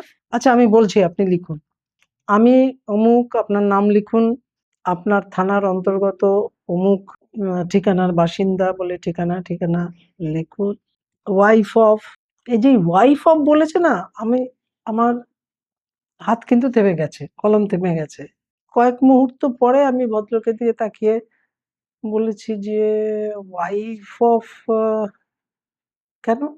ভদ্রলোক খানিকক্ষণ আমার দিকে তাকিয়ে বলল, ও সরি, মানে না আমার সিঁথিতে সিঁদুর আছে, না আমার হাতে শাঁখা পলা আছে, ভদ্রলোক ভাবলেন হয় আমার বিয়ে হয়নি কিংবা আমি বিধবা, সেই জন্য সরি সরি সরি সরি বললেন। তো আমি বললাম যে না না, আপনি কিছু ভুল করেননি, আমি বিবাহিত, আমার বর আছে, সন্তানও আছে একটি। কিন্তু আমি ওয়াইফ অফ লিখবো কেন? ওয়াইফ অফ লিখবেন না? আমি বললাম, না লিখবো না বলিনি, কেন লিখবো জানতে চাইছি। আপনার অভিভাবকের নাম আপনি লিখবেন না? আমি বললাম অভিভাবক, আমার বর আমার অভিভাবক হতে যাবে কেন? না মানে উনি আমার থেকে বয়সে বড়, কিন্তু উনিও লেখাপড়া করেছেন, আমিও লেখাপড়া করেছি। উনি যে ফিল্ডে লেখাপড়া করেছেন উনি তাতে দক্ষ, আমি যে ফিল্ডে লেখাপড়া করেছি আমি তাতে দক্ষ। বুদ্ধি বুদ্ধির দিক দিয়ে হয়তো আমি একটু বেশিই হব, বাস্তব বুদ্ধি মেয়েদের বেশি হয় তো। ভদ্রলোক না, মানে আমি ওই মুখের যে অভিব্যক্তি, ওটা আমি জীবনে ভুলবো না। ভদ্রলোক খানিকক্ষণ তাকিয়ে থাকলেন, বললেন যে ও আপনি লিখবেন না? আমি বললাম না, আরো একটা ব্যাপার আছে, সেটা হলো যে ধরুন আপনি যদি আমার বাবার নাম লিখতে বলতেন বা মায়ের নাম লিখতে বলতেন, সেখানে আমার কিছু করার ছিল না। আমার বাবা মাকে আমার পছন্দ হয় না, কিন্তু তারা আমার বাবা মা, আমি সেই পরিচয়টা, ওটা আমার পরিচয়, সেই পরিচয়টা আমি অস্বীকার করতে পারবো না। কিন্তু ধরুন আজকে তো আমি কমপ্লেন লিখিয়ে যাচ্ছি, এবার আপনি ফোনটা হয়তো 6 মাস 8 মাস বাদে পেলেন, এবার আজকে আমার যে বর আছে ততদিনে হয়তো তার সাথে আমার ডিভোর্স হয়ে গেছে, আমার অন্য বর, আমি অন্য কাউকে বিয়ে করেছি, তাহলে আপনি দেবেন না আমাকে ফোনটা? ভদ্রলোক না হাঁ করে খানিকক্ষণ মুখের দিকে তাকিয়ে বললেন কি, আপনার যা মনে হয় লিখুন। আমি বললাম হ্যাঁ এই তো লিখে নিয়ে এসছি, বলে আমি যেটা লিখে নিয়ে এসছি আমি সেটাই ওনাকে দিলাম, উনি সেটাই গ্রহণ করলেন। তাহলে অভিভাবক মেয়েদের এই যে মানে এই নাদান তো বাবা। আমি এটাও বলেছিলাম ওনাকে যে আচ্ছা আমার বরের যদি আজকে ফোন হারাতো, উনি যদি আসতেন আপনার কাছে, আপনি লিখতে বলতেন যে লিখুন হাজবেন্ড অফ অমুক, সে আবার লেখে নাকি কেউ? এবার এই সিচুয়েশনটা মানে বদলাতে চাইলে ওই বাসে যে লেখা থাকে না শিশু এবং মহিলাদের জন্য, ওটা তো প্রতিবাদ করতে হবে, তার চেয়ে মহিলাদের একটু দাঁড়িয়ে যেতে হবে।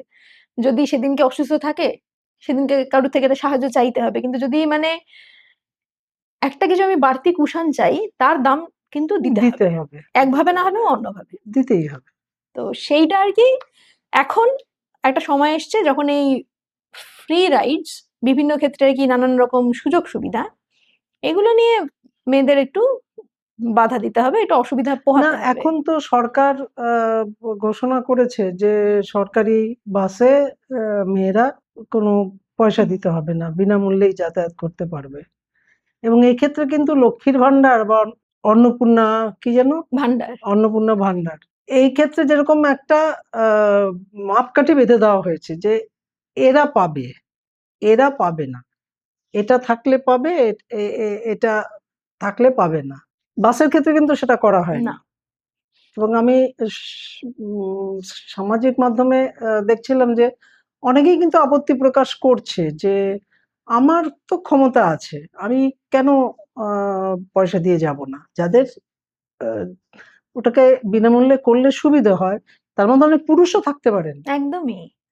তার সুযোগটা তাদের দেওয়া হোক। এবং বাস নাকি দাঁড়াচ্ছে না মহিলা দেখলে, হুম। এটা হচ্ছে একদম। এটা হচ্ছে এটা হচ্ছে বেনিভোলেন্ট পেট্রিয়ার্কি এই জিনিসটাকে বলে। হ্যাঁ, পেট্রিয়ার্কি যেরকম সবসময় কন্ট্রোল করে শাসন করে বকাঝকা দিয়ে, এটা সেরকম নয়। এটাও এক ধরনের পেট্রিয়ার্কি, কিন্তু এখানে আর কি এই কন্ট্রোলটা হয় স্নেহের সুরে। কিরকম? যে তোমার জন্য আমি একটা বাড়তি সুবিধা দিচ্ছি। এবার এইটার যেটা মূল সমস্যা সেটা হচ্ছে এই যে সমাজে এর যে রিপার্কেশনটা হবে। প্রথমত আমাদের এটা বাস্তব জিনিস থাকছে না, সেটা হচ্ছে সরকারি বাস কটা। যদি আমরা মফস্বলে যাই, হ্যাঁ মানে বাঁকুড়া টাকুড়াতে একটা সরকারি বাস, আমি যখন আমার কলেজে আগে যখন বাসে যেতাম অনেকগুলো বাস জার্নি করে আমাকে, মানে অনেকগুলো ব্রেক জার্নি করে আমাকে যেতে হতো, সেই সময় আমার মনে আছে যে একটা সরকারি বাস হতো T1। হ্যাঁ, সেই বাসটা কালে ভদ্রে পাওয়া যেত, এবং যদি পাওয়া যেত সেদিনটা মানে সেলিব্রেশন, মানে T1 পাওয়া গেছে। এবং আমরা কখনো এরকম হতো যে কলেজ থেকে কিছু আর কি কালিগ একসাথে বেরিয়েছি, সেদিনকে দেরি হয়ে গেছে খুব, আমরা ঠিক করলাম ট্যাক্সি নিয়ে নেবো আজকে, আমরা ভাড়াটা শেয়ার করে দেবো।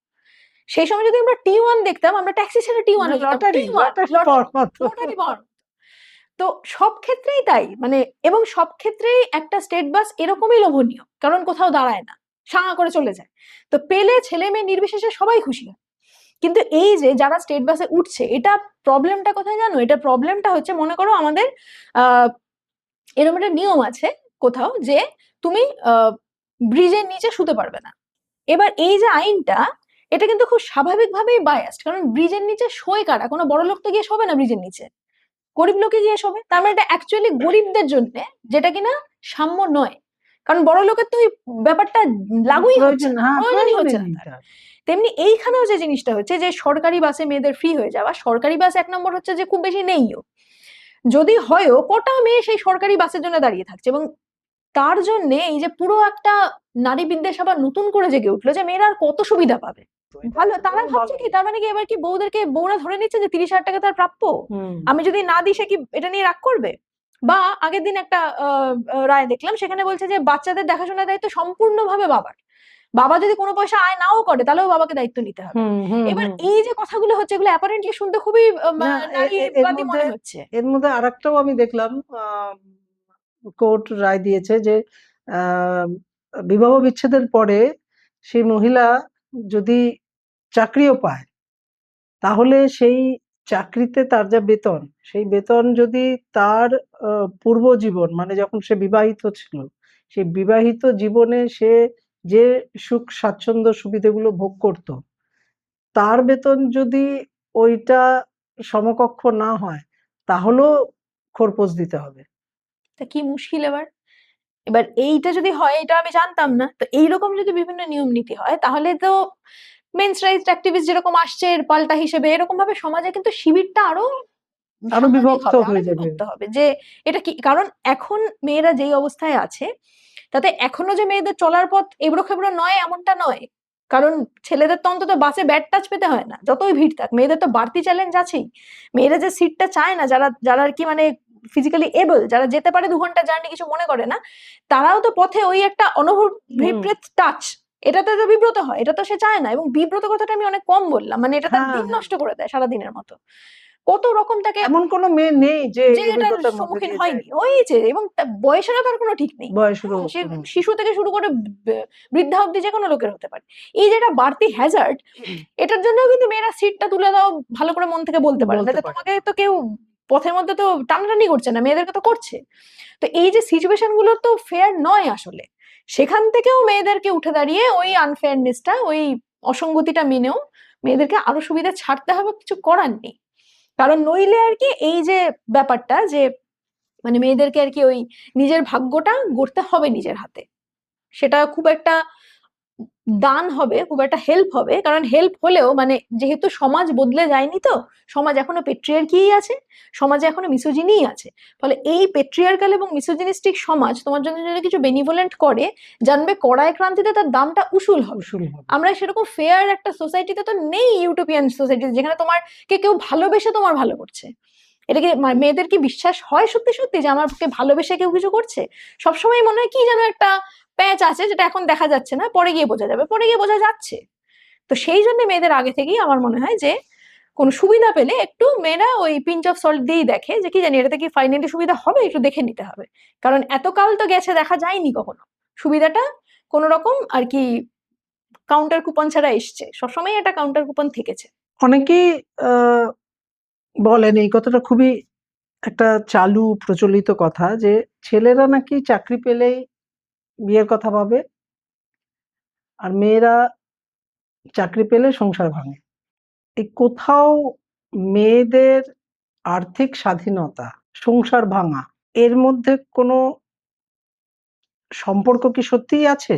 এক তো যদি এই ফেনোমেনাটা হয়ও, সেটা অত্যন্ত ব্যতিক্রমী কিছু ছোট আরবান সেক্টর, হ্যাঁ, গ্রামেগঞ্জে বা যেগুলো মফস্বল এলাকা, সেখানে তো যদি এটা কোনো ডেটা বা স্ট্যাটিস্টিক্সে দেখা যায়, তাহলে তো ডিভোর্স এখনো যে খুব সাংঘাতিক চালু এরকম কিন্তু নয়, কারণ ডিভোর্স এখনো স্টিগমাটাইজড। ওই বলছি, মেয়েদের তো ফিরে আসার খুব একটা জায়গা নেই। এবার যদি আমরা দেখি যে এই ডোমেস্টিক ভায়োলেন্স কিরকম র্যাম্প্যান্ট, হ্যাঁ, প্রতি বছরে 5 লাখ মেয়ে ডোমেস্টিক ভায়োলেন্সের শিকার।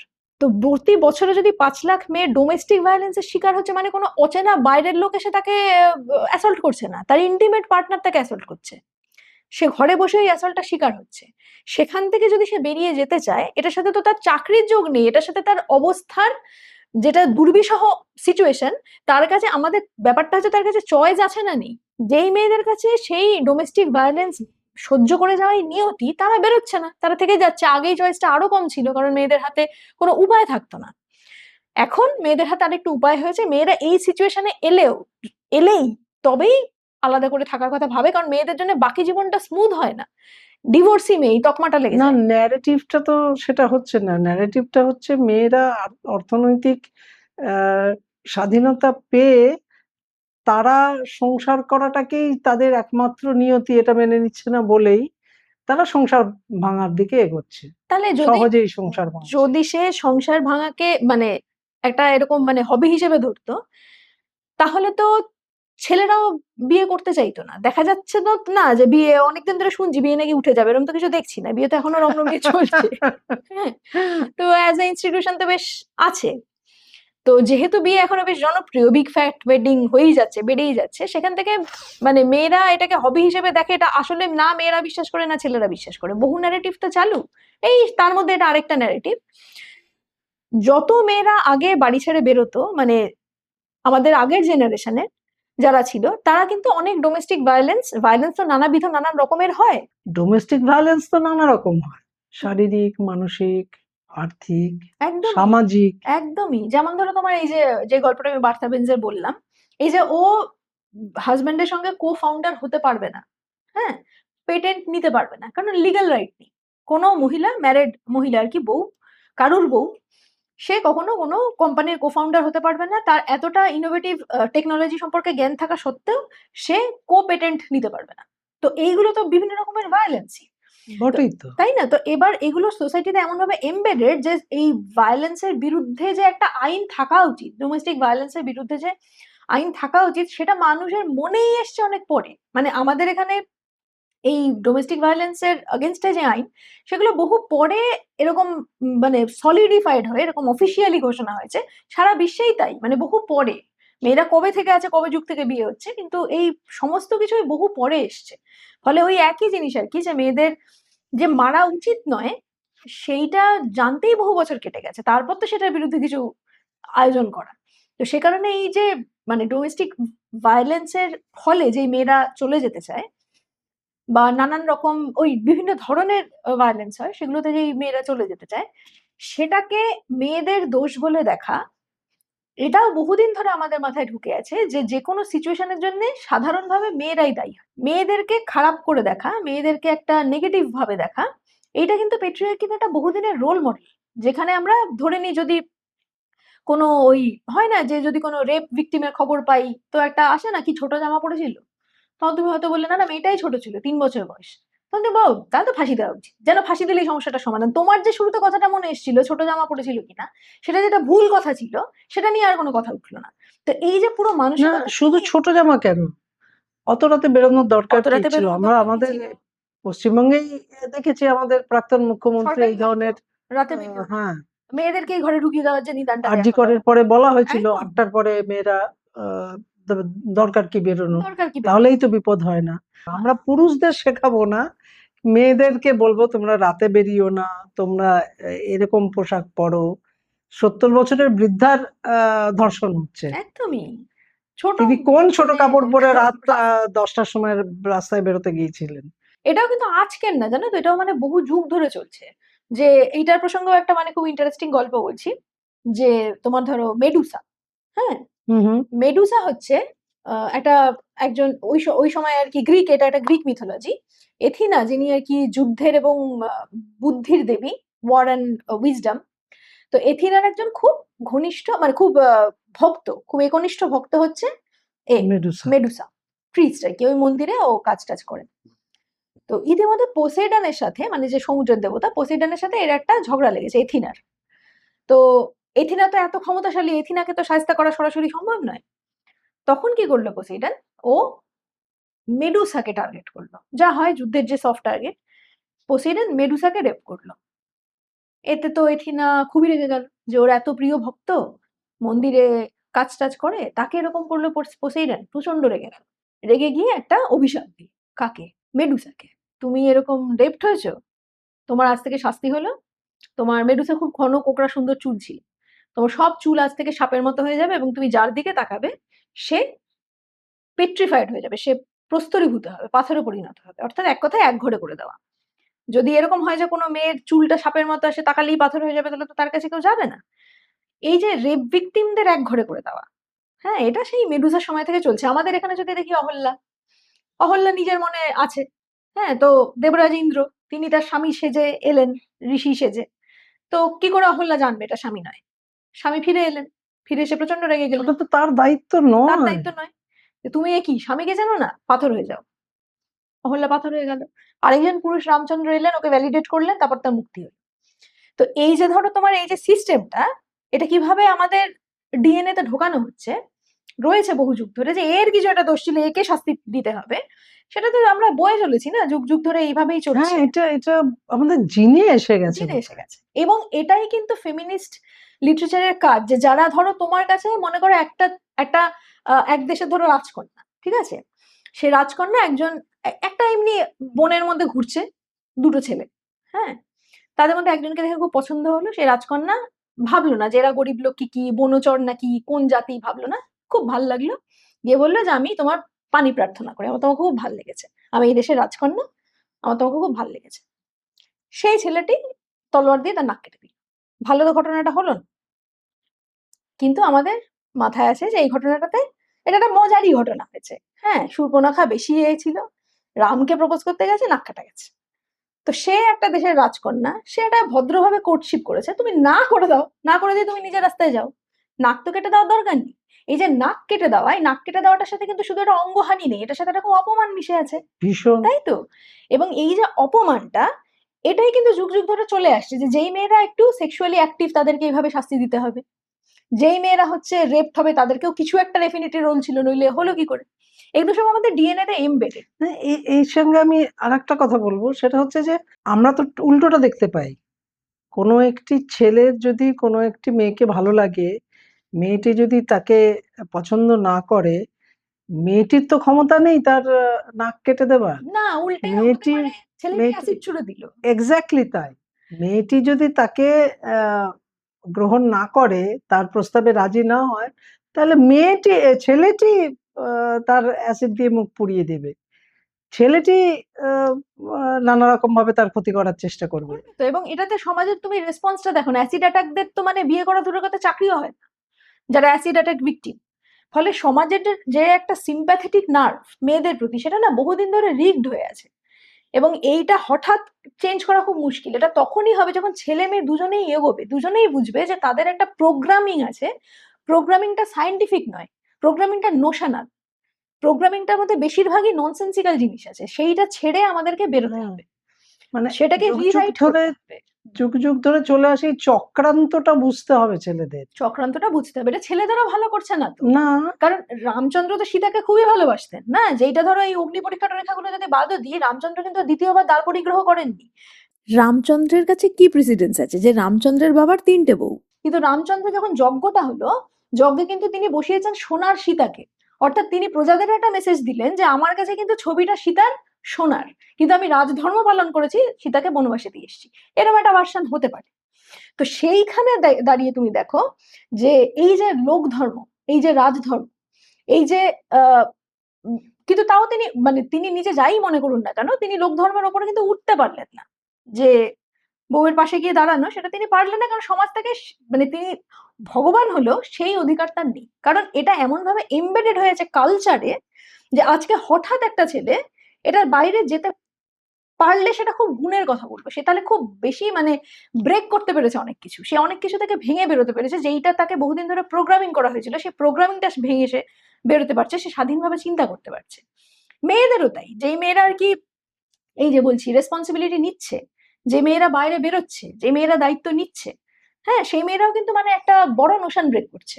আমরা আমাদের যে মানে বন্ধু বান্ধবদের দলটা, সেখানে আর কি আমাদের শেষবার যখন আমরা বেড়াতে গিয়েছিলাম একটু দূরে, সেখানে আমাদের সঙ্গে একটা বেশ হাট্টা কাট্টা ছেলে ছিল, হ্যাঁ, 6 ফুটের উপরে। কিন্তু সমস্ত যা লাগেজ ছিল সেটা আমাদের আরেকটি মেয়ে বন্ধু ক্যারি করছে, মানে টানাটানি করা, গাড়িতে তোলা টোলা, কারণ সেই বন্ধু হচ্ছে মার্শাল আর্ট শেখে, ব্ল্যাক বেল্ট সে সেকেন্ড ডান, আর এই বন্ধুটি ছেলে বন্ধুটি স্লিপ ডিস্ক। তো তাকে তো ও আমরা বলতে পারি না হ্যাঁ, তুমি না মালটা টানো। একদমই না। তো এই যে রোলগুলো চেঞ্জ হয়, এই রোলগুলো ফ্লুইড, দরকার এরকম নয় যে ছেলে একটা দলে আছে 6 ফুট মানে সে সব মাল টানবে না, কারণ মেয়েটি নিজেকে যোগ্য করেছে মাল টানার। হ্যাঁ, এই যে মেয়েরা যখন নিজেদের ওপর দায়িত্ব নেবে ততই মেয়েদের এম্পাওয়ারমেন্ট হবে। সুবিধা নিয়ে এম্পাওয়ারমেন্ট হয় না, সুবিধা ছেড়ে এম্পাওয়ারমেন্ট হয়, এটা মূল কথাটা। না, এটা ছাড়াও আর একটা জিনিস বোধহয় ভাববার আছে, সেটা হচ্ছে যে ওই জিন বা ডিএনএ এর প্রসঙ্গই চলে আসে, যে ছেলেদের যে ছোট থেকে তারা যে বড় হয়, তারা এটা দেখেই বড় হয় যে যেখানে শারীরিক শক্তি লাগবে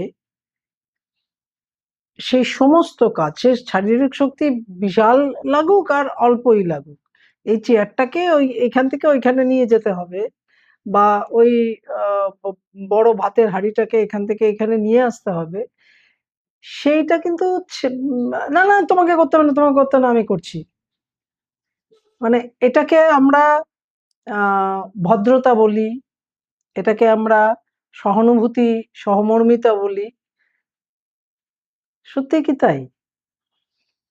এটা দুটো মানে ব্যাপার থাকতে পারে। একটা হচ্ছে সত্যি সহমর্মিতা কোথাও হতে পারে, যে ছেলেটা এগিয়ে এসে সাহায্য করছে, কারণ ছেলেরা তো সাধারণভাবে, যদি মেয়েরা আলাদা করে নিজেকে তৈরি না করে, ছেলেরা সাধারণভাবে মেয়েদের থেকে দৈহিক শক্তি ছেলেদের বেশিই থাকে। হ্যাঁ, একটা সবসময়। ভারী সুটকেস দেখি খুব রোগা ছেলেও একটা তুলে নেয়, যেটা হুম। কিনা আমার তুলতে একটু সমস্যাই হচ্ছে। তো এবার আর কি সেইটা একটা মানে শারীরিক গঠন, সেটা একটা প্রিভিলেজ। কিন্তু এটা থেকে কি হয়, এটা থেকে যদি কোনো হায়ারার্কি তৈরি হয়, হ্যাঁ, হ্যাঁ, ভ্যারাইটির আমি বদলে, সেটাই যে সেটাই তোমার মানে এই যে হাতের বুঝতে 5টা চাইছি। আঙুল, তুমি যদি বলো যে বুড়ো আঙুলটার যা কাজ কোড়ে আঙুলটার তা কাজ নয়, সুতরাং কোড়ে আঙুল বুড়ো আঙুলের থেকে হীন, এটা তো আমরা ভাবি না। আমাদের 5টা আঙুলের 5টা কাজ আছে, কোড়ে আঙুল না থাকলে তো তুমি মুঠি বেঁধে কিছু করতেই পারবে না। তো প্রকৃতিতে যা কিছু আমরা দেখি, প্রকৃতিতে কিন্তু ডাইভার্সিটি আছে, প্রকৃতিতে কোনো হায়ারার্কি নেই। কেউ বলে না যে মানে প্রজাপতি ভার্সেস মৌমাছি বা কুমির ভার্সেস সাপ, সবগুলো নিজের নিজের জায়গায় আছে। তো সেই অর্থে যদি একজনের শারীরিক বল বেশি থাকে, আরেকজনের মেশার ক্ষমতা বেশি থাকে, তো সেই দুটো তাদের ফোর্টে না, তো সেই দুটোকে তারা নার্চার করবে। তো এইরকম ভাবে বিভিন্ন ক্ষেত্রে আর কি একটু ফ্লুইডিটি বাড়লে, মানে এই জেন্ডার রোল গুলো চেঞ্জ হওয়া দরকার। আমি বলছি না যে জেন্ডার রোল তখনই চেঞ্জ হবে যখন ওই ছেলেরা একটুখানি এই ছেলে ছেলে ভাব কমাবে এবং মেয়েরা একটু মেয়ে মেয়ে ভাব কমাবে। দুটোই কমানো দরকার, মানে যা সিচুয়েশন আসছে, ছেলেরা যত কম ছেলে হবে তত ভালো, মেয়েরা যত কম মেয়ে হবে তত ভালো। একটু জেন্ডার নিউট্রালিটি দরকার এখন। নারী বিদ্বেষের কথা বহু চর্চিত, কিন্তু পুরুষ বিদ্বেষও আমরা দেখি তো, সম্পর্ক ভেঙে যাওয়া প্রায়ই আজকাল দেখি, যে কোনো পুরুষের বিরুদ্ধে একজন নারী সে মামলা করেছে কি না, এ বলেছিল আমাকে বিয়ে করবে, সেই কথা বলে আমার সাথে শারীরিক সম্পর্ক তৈরি করেছে, কিন্তু শেষ অবধি বিয়ে করলো না বা করতে চাইছে না। এর জন্য এখন যে আইনটা বিএসএন 69 বোধহয়, সেটাও তো অপব্যবহার হচ্ছে, অনেক মেয়েরাই তো অপব্যবহার করছে, এটা হচ্ছে না তা না। আগে 498 না 398 যেটা ছিল সেটারও অপব্যবহার হয়েছে। এটা কিভাবে দেখছিস? হ্যাঁ, এটা অপব্যবহার যে হয় না তা নয়, অপব্যবহার হয়, আগেও হয়েছে ঠিকই কথা। এবং আমাদের যেটা এক্ষেত্রে করণীয় সেটা হচ্ছে, যেহেতু উল্টোটাও সত্যি, মানে আইনটা কিন্তু এরকম নয় যে তোমার সম্পর্কটা মানে তুমি কেন আহ এর সাথে বিয়ে করবে বলে করলে না, সেই সম্পর্কটা তুমি কেন ভাঙলে তাই জন্য তোমাকে শাস্তি দেওয়া হবে। আইনটা এইরকম না, আইনটা হচ্ছে যে তুমি যে একটা প্রতারণা করলে, মানে তুমি বিয়ে করবে বলে করলে না, সেখানে যে তুমি একটা প্রতারণা করলে, ফ্রড করলে, সেই ফ্রডটার শাস্তি। অর্থাৎ সম্পর্ক ভাঙলেই যে শাস্তি হবে এমন কিন্তু কোনো কথা নেই। যে কারণে এটা প্রমাণ করা ভীষণ কঠিন, কনভিকশন রেট 30%-এরও নিচে। যে তুমি এটা প্রমাণ করবে কি করে যে কথা দিয়েছিল আজকালকার দিনে, হুম। তাই না? মানে এই যে প্রমাণ করাটার জন্য তোমার যদি তুমি চাও যে কোনো রকম অপব্যবহার না হোক, কারণ সত্যি আইনের উদ্দেশ্য আমাদের দেশে যা ফিলোসফি সেটা অনুযায়ী হচ্ছে যে যদি 10 জন অপরাধীও ছাড়া পেয়ে যায় অসুবিধা নেই, একজন নির্দোষও যেন শাস্তি না পায়। সেটাই যদি আমরা মেনে চলতে চাই, যেটা চাই, তাহলে কি করতে হবে যে আইনটাকে এমন ভাবে বানাতে হবে যেন এটাতে প্রচন্ড যেই প্রমাণগুলো দরকার সেই প্রমাণগুলো খুব পোক্ত প্রমাণ হয়। যে এখনকার দিনে তো হতে পারে না যে তুমি একজনের সাথে ছিলে, তুমি তাকে একটাও চ্যাট করোনি, তুমি তাকে একটাও মেল লেখোনি, তুমি তাকে চিঠিও দাওনি, তোমাদের একসঙ্গে কোনো ছবি নেই, এরকম তো কিছু প্রমাণ হতে পারে না। যে সে কতদিনের সম্পর্ক, যদি 7 দিনের সম্পর্ক হয় সে বাড়ির লোকের সাথে দেখা করে নাই, হতেই পারে। 3 বছরের সম্পর্ক, 1.5 বছরের সম্পর্ক, সে কখনো তার বন্ধু বান্ধবদের সাথে বাড়ির লোকের সাথে তোমাকে দেখাই করায়নি। এরকম তার ইন্টেন্টটা জানার জন্য, যেটা বেশ জটিল প্রক্রিয়া, এই প্রসেসটাতে যেন কোনো লুপহোল না থাকে। এইটা আমরা বড়জোর দাবি করতে পারি যে এই আইনটা তুলে দেওয়া কোনো সমাধান নয়, কারণ এটা তো সত্যি বহুলাংশে হচ্ছে। মানে এই যে এটা কেন বলছি যে ছেলেদের মানে যদি ছেলেটা কোনো একটা এইরকম ক্ষেত্রে একটা ডেটে যাচ্ছে, তো ছেলেটার কি ভয় থাকছে যে হয়তো মেয়েটা এক্সপ্লয়েট করবে, হয়তো মেয়েটা বিল আর কি বেশি দেওয়া হবে, আমাকে দিয়ে পুরো পয়সাটা দেওয়া হবে, কোনোভাবে হয়তো একটা আমার সুযোগ দেবে। মেয়েটার কি ভয় থাকছে? মেয়েটার ভয় থাকছে যে হয়তো একটা কিছু ডেট রেপ ড্রাগ বলে একটা জিনিস হয়, এটা তার কোনো চিহ্নও পাওয়া যায় না, সেটা খাবারে মিশিয়ে দেওয়া হয়, সে অজ্ঞান হয়ে যায়, তাকে তুমি নিয়ে গেলে তার ভালো সচেতনতাও থাকলো না এবং সে দিনটা পুরো ভুলে যায়, তার কিছু মনে থাকে না। একজন ভাবছে যে তার থেকে টাকা নিয়ে নেবে, তাকে হয়তো বিয়ে করে ভুলভাবে অ্যালিমনি নেবে, আরেকজন ভাবছে যে তাকে নিয়ে গিয়ে বেচে দেবে। তো দুটো ভাবনার ডিগ্রির তফাৎ আছে, দুটো ভয়ের ডিগ্রির তফাৎ আছে। সেখান থেকে আমরা আইনটা তুলেই দিলাম কারণ অপব্যবহার হচ্ছে, এটা কোনো সমাধান হতে পারে না। আমাদের এইটা সমাধান হতে পারে যাতে অপব্যবহার না হয়, আমরা কি কি তার জন্য আরো পোক্ত দিক আনতে পারি যেগুলো বিবেচনা করে দেখা যাবে, যাতে কখনোই এর অপব্যবহার না হয়। কারণ সত্যি আমাদের সবারই তো কাছের লোকজন আছে না, যারা আমাদের কাছের পুরুষ ভাই আছে, বন্ধু বান্ধব আছে, আমরা তো কেউ চাই না যে তারা ফেঁসে যাক। তো যাতে তারা কেউ না ফাঁসে, সেই জন্য এই আইনটা এমন হবে যাতে কখনোই কোনো নিরপরাধ শাস্তি না পায়। এবার শেষ যে প্রশ্নটা করব আমি, তুই পড়াশোনা করেছিস ইংরেজি সাহিত্য নিয়ে, তোর পেশা শিক্ষকতা ইংরেজি সাহিত্যের। এই যে তুই এত পড়াশোনা করেছিস জেন্ডার বায়াস নিয়ে, জেন্ডার স্টাডিজ নিয়ে তোর এত গবেষণা লেখালেখি, এই দিকে ঝোঁকটা তৈরি হলো কি করে? এইটা আমিও মাঝে মাঝে ভেবেছি যে এটা ঠিক কখন থেকে হলো। যেমন আমার যেটা একাডেমিক মানে পড়াশোনার যেটা লাইন, সেটাতে কিন্তু সত্যি ফেমিনিজম বা জেন্ডার স্টাডিজ ছিল না। মানে পোস্ট গ্রাজুয়েশন অব্দি আমার বিষয়টা মডার্নিজম পোস্ট মডার্নিজম ছিল, আমার স্পেশালাইজেশনও মডার্নিজম পোস্ট মডার্নিজম। আর ছোটবেলা থেকে যে ধরনের আমি গল্পের বইগুলো পড়তাম, আমি একটু পাকা মতনই ছিলাম, খুব অল্প বয়সে। হ্যাঁ, তা ধরো যখন আমি এই গল্পের বইগুলো পড়তাম, ধরো আশাপূর্ণা দেবীর প্রথম প্রতিশ্রুতি পড়লাম বা সুচিত্রা ভট্টাচার্য পড়লাম, গল্পগুলো খুবই ভালো লাগছে, কিন্তু এগুলো কিসে ফেমিনিস্ট আমি আলাদা করে কিছু বুঝতে পারিনি। মানে আমার ভালোই লাগতো গল্পগুলো পড়তে, এদের দুজনের লেখাই আমার পছন্দ। পরবর্তীকালে ধরো তোমার পোস্ট গ্রাজুয়েশন শেষ হয়ে গেল, এমফিল চলছে, সেই রকম সময় একাডেমিক্যালি আমার কাছে এই জিনিসটা আসেনি। এই জিনিসটা আমার কাছে এসছে খানিকটা পারিবারিক, খানিকটা বন্ধুবৃত্ত থেকে, যে এই দিকে একটা আমার ঝোঁক এলো।